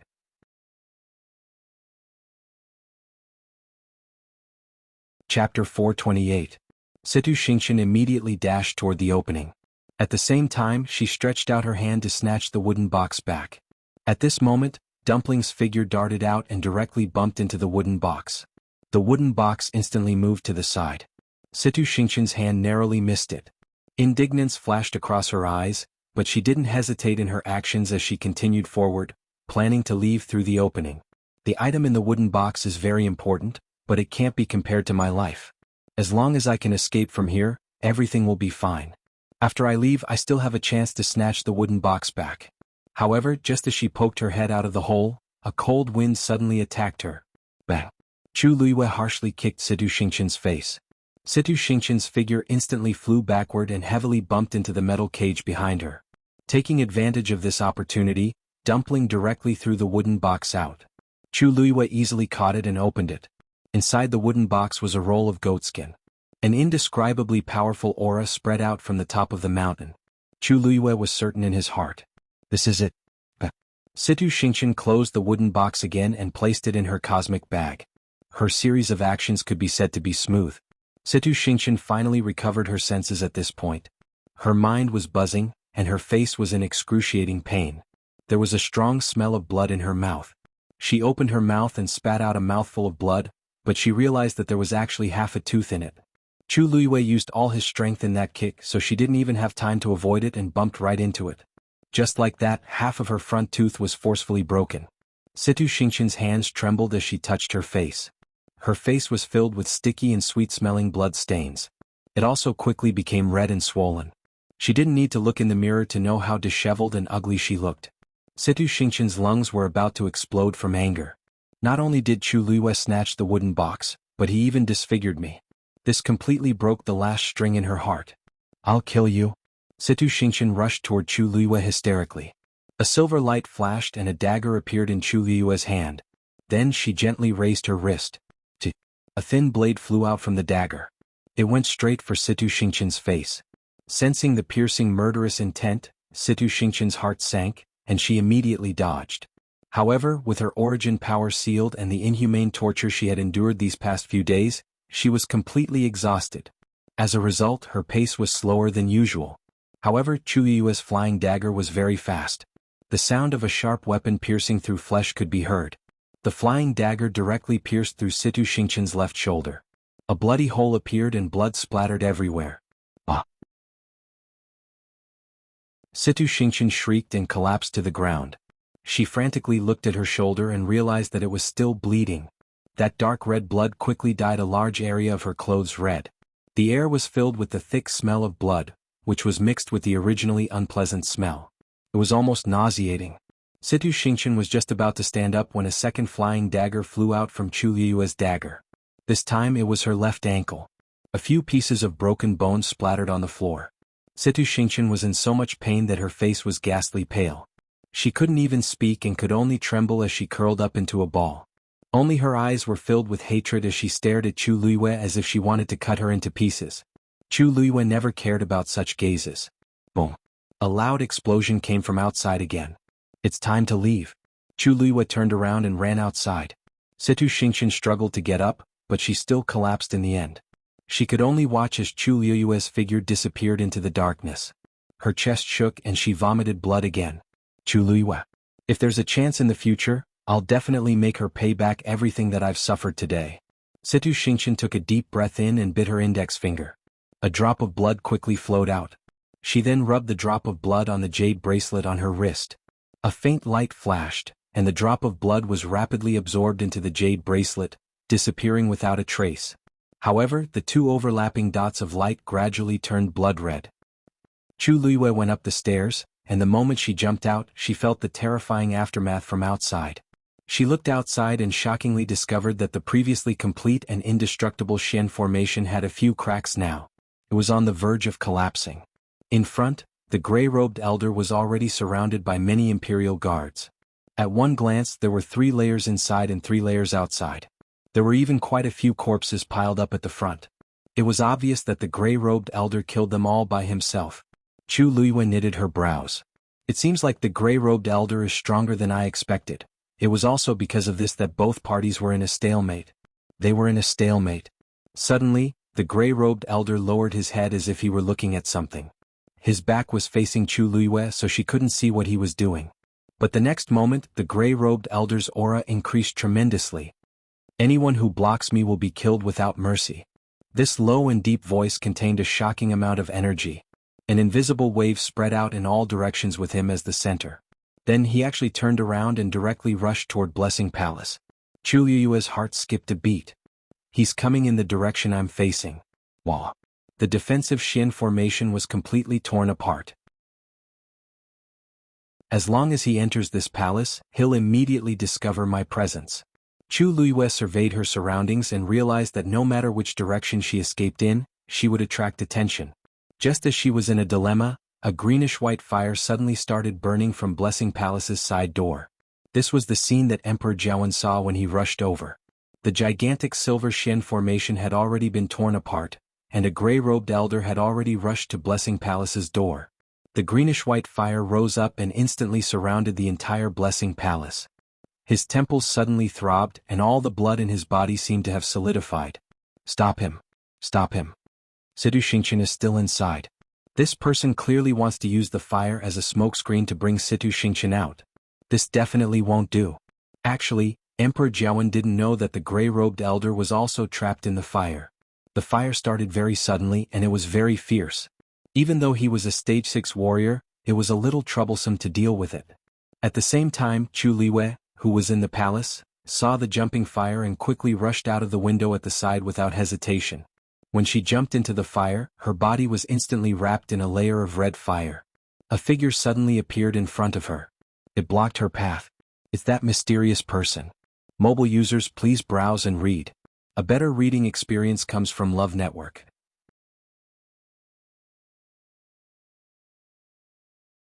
Chapter 429. Chu Liwei immediately became alert. Is he going to attack me at this time? The wide hooded robe completely covered his body, and there was a black scarf on his face. From head to toe, he only revealed a pair of narrow black eyes. Chu Liwei saw that pair of eyes. A strong sense of familiarity surged in her heart. Chu Liwei's pupils constricted. A name was stuck in her throat as if it would jump out at any moment. He looked at her just like that. His eyes were like a pool of stagnant water without any ripples. However, Chu Liwei instantly understood what he meant. She looked at him and slowly extended her hand. Her fingertips were still trembling slightly, but in the end she slowly and firmly made a gesture. Finally, the man's expression changed. The next moment something suddenly flew out of his sleeve. Chu Liwei's eyes flashed with silver light. The next moment she felt as if her entire body had been dragged into a strange space. Her surroundings were dark and a strong sense of oppression instantly surged. However, Chu Liwei did not panic. That was because she knew that this was a yuan tool specially used for teleportation, the Heaven's Shadow Ring. This item was extremely precious. Even in the Tianling dynasty, it was a priceless treasure. This was because this Heaven's Shadow Ring only needed to inject a small amount of force into it to instantly teleport a person from one place to another. According to the distance of teleportation, it was divided into different grades. The higher the grade, the rarer it was and the safer it was. Chu Liwei had this before, so she was quite familiar with it. After sensing it, she was sure that this should be considered a high-grade Heaven's Shadow Ring. Although the pressure of the spatial turbulence made people feel uncomfortable, there was nothing to worry about. Furthermore, she could feel that the person was standing not far from her. Even though she could not see anything, Chu Liwei was not worried. Only that pair of long and narrow eyes kept flashing in her mind. She took a deep breath and suppressed all the questions and emotions in her heart. Not long after, the surrounding pressure suddenly disappeared. Chu Liwei heaved a sigh of relief. He looked up and realized that he had returned home. The lamp in her room was still burning, emitting a faint light as if she had never left. Looking at the moon hanging in the night sky, Chu Liwei did a rough calculation. The entire process took less than 2 hours. A gaze that seemed to materialize fell on her body. Chu Liwei's heart skipped a beat. He took a deep breath and finally turned around. Their eyes met. Chu Liwei's hands curled up slightly in his sleeves before he finally opened his mouth. You came here today to help me get something from Situ Xingqian? The man didn't speak, but the expression in his eyes changed. Chu Liwei couldn't describe that feeling. Her heart felt like it was stuffed with thick and soft cotton, making it hard for her to breathe. However, vaguely, there seemed to be a small ray of light that pierced through the heavy fog in front of her, giving birth to some hope and anticipation in her heart. The two of them fell into silence. Chu Liwei knew what she was waiting for. She even knew what the other party was waiting for. The cool moonlight shone down, elongating the two of their shadows. Chu Liwei's hands tightened and loosened. She actually started to sweat in this cold night. After a while, she opened her mouth. Her throat was dry from nervousness. At the foot of the southern mountains. Every word and sentence was spoken clearly and clearly. That originally clear voice had become slightly hoarse at this moment, and it carried a faint bitterness and deep yearning. The man's gaze finally stirred up a huge storm. He finally opened his mouth and said his first sentence of the night. 13th, you return. The next moment he lifted his clothes and knelt on one knee. His right hand was tightly pressed against his left chest. Empress concubine, receive a bow from Chi Han. It's him. It's really him. Even though she had already guessed his identity, when she heard it with her own ears and confirmed it herself, her heart still beat wildly. It was as if a flame had spread from the bottom of her heart, causing her entire body to burn. Everything around her suddenly became blurry, and only the figure of the person in front of her became clearer. Chu Liwei had fantasized many times about whether someone would see through her appearance and see through her true identity. She thought of many people, but she didn't expect it to be the 13 Yu guards. Furthermore, it was at this time and in such a place. At the foot of the southern mountain, the 13 Yu guards had returned. This was the secret message between her and the 13 Yu guards. Other than them, no one else knew about it. Therefore, when Chu Liwei said the first half of the sentence, it was equivalent to admitting her identity. She closed her eyes and turned to walk into the house. Come in and talk. Yes. Chu Liwei walked into the room and Chi Han followed behind. After locking all the doors and windows and making sure that no one would notice anything unusual, Chu Liwei sat down on the stool. She looked up and saw Chi Han standing at the side with his back straight, but his eyes were still looking at her from time to time. Obviously, Chi Han's doubts and shock about this were no less than hers. Chu Liwei lifted her chin. Sit. Chi Han immediately said. Thank you, Your Highness. Chi Han can just stand. Chu Liwei finally couldn't help but laugh. After not seeing each other for so long, things had changed, but Chi Han's personality hadn't changed at all. Sit. I'm no longer your master. You don't have to be restrained. Chi Han immediately knelt down again. The 13 Yu guards will always only have you as their master. He paused and lowered his voice. Don't tell me, you don't want us again this time? Chu Liwei felt a lump in her throat. When did I not want you? Get up first. However, Chi Han was very stubborn. You haven't returned for so long. I have to kneel a little longer to make up for this period of time. Chu Liwei couldn't help but laugh, but her eyes were red. If you don't get up, you can go back now. Chi Han hesitated for a moment, then got up and stood at the side with his back straight. After pausing for a moment, he said, After you left, this subordinate had nowhere to go. Chu Liwei turned her face away and held back the tears in her eyes. After a while, the waves in her heart calmed down. Tell me, how have you all been in the past year? How did you find this place? Chi Han said. Actually, before you got into trouble, we already sensed that something was wrong and planned to go back. But on the way back, a few groups of people appeared and tried to kill us. By the time we rushed back, you had already. More than half of the ancestral hall had been burned. Chu Liwei was stunned. So, you went back that day? Chi Han nodded. It's all my fault for being too incompetent and being too late. Chu Liwei suddenly thought of something. What's with the burn on your hand? Chi Han paused for a moment. It was burned that day, wasn't it? Chu Liwei asked. Looking at Chi Han's silent expression, her heart suddenly skipped a beat. Take off your face scarf. Mobile users, please browse and read. A better reading experience comes from Love Network.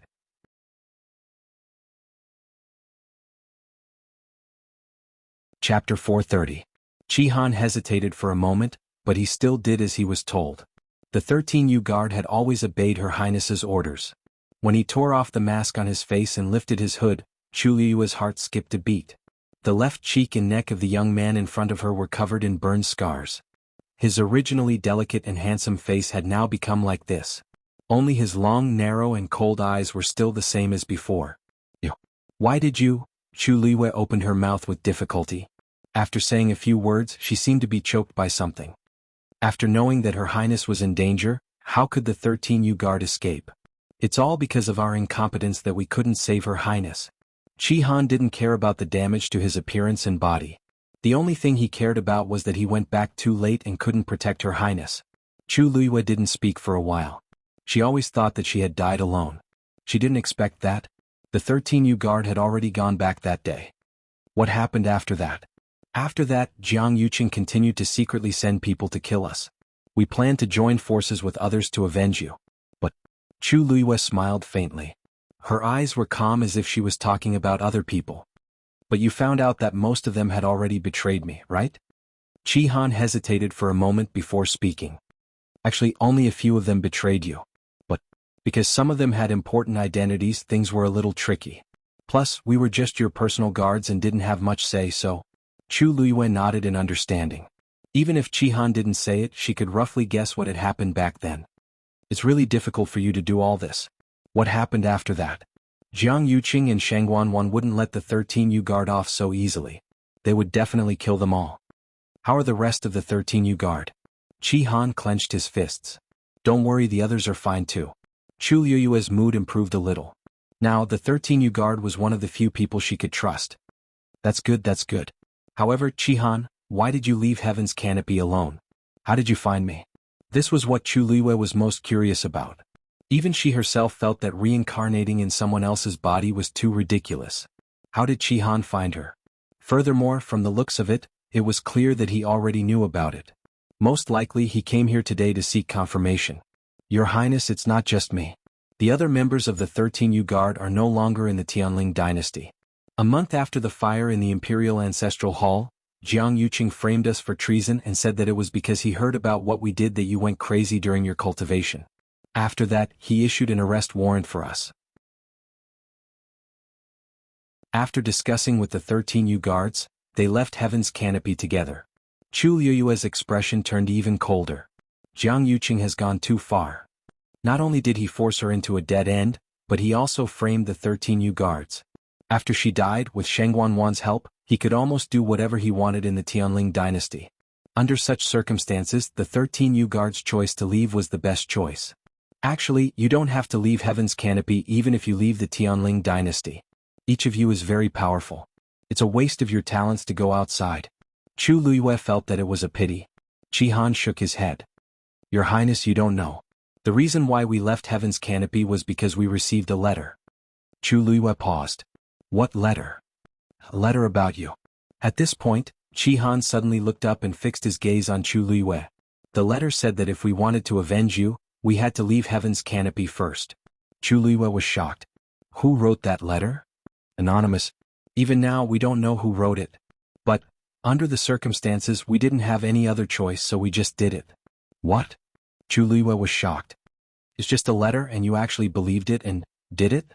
The 13U Guards were carefully nurtured by her. Each of them was powerful and cautious. Why would they make such a choice because of a letter? Wasn't this too careless? Qi Han's expression became a little strange. Because the handwriting in the letter is exactly the same as yours. Most importantly, there's a token of yours in it. Chu Liyue almost thought that she had misheard and immediately frowned. Many people had seen her handwriting before. It was not impossible for someone to imitate it. The 13U Guards would not believe the words in the letter just because of the similar handwriting. In that case, the token in the letter became extremely important and had a decisive effect. What token? A feather of the 9-colored heavenly pheasant. Chu Liyue suddenly stood up. The 9-colored heavenly pheasant was her fiend back then. Back then, she chose to perish together with the 9-colored heavenly pheasant and purposely let it out to save its life. But from everything that happened afterward, the 9-colored heavenly pheasant had clearly died that day. And the 9-colored heavenly pheasant's feather was extremely precious. It was the symbol of its status. Ordinary people couldn't even touch it, let alone pluck it off. Before she died, the 9-colored heavenly pheasant's feather was clearly still 9 neat and tidy. Since it was dead, how could anyone get its feather? Where did the feather in the letter come from? Digression. Mobile users, please browse and read. A better reading experience comes from AI Network. You're tuning in to the Dreamy Chapters YouTube channel. We're so grateful for your support, and don't forget to subscribe to join us on this incredible journey through captivating stories.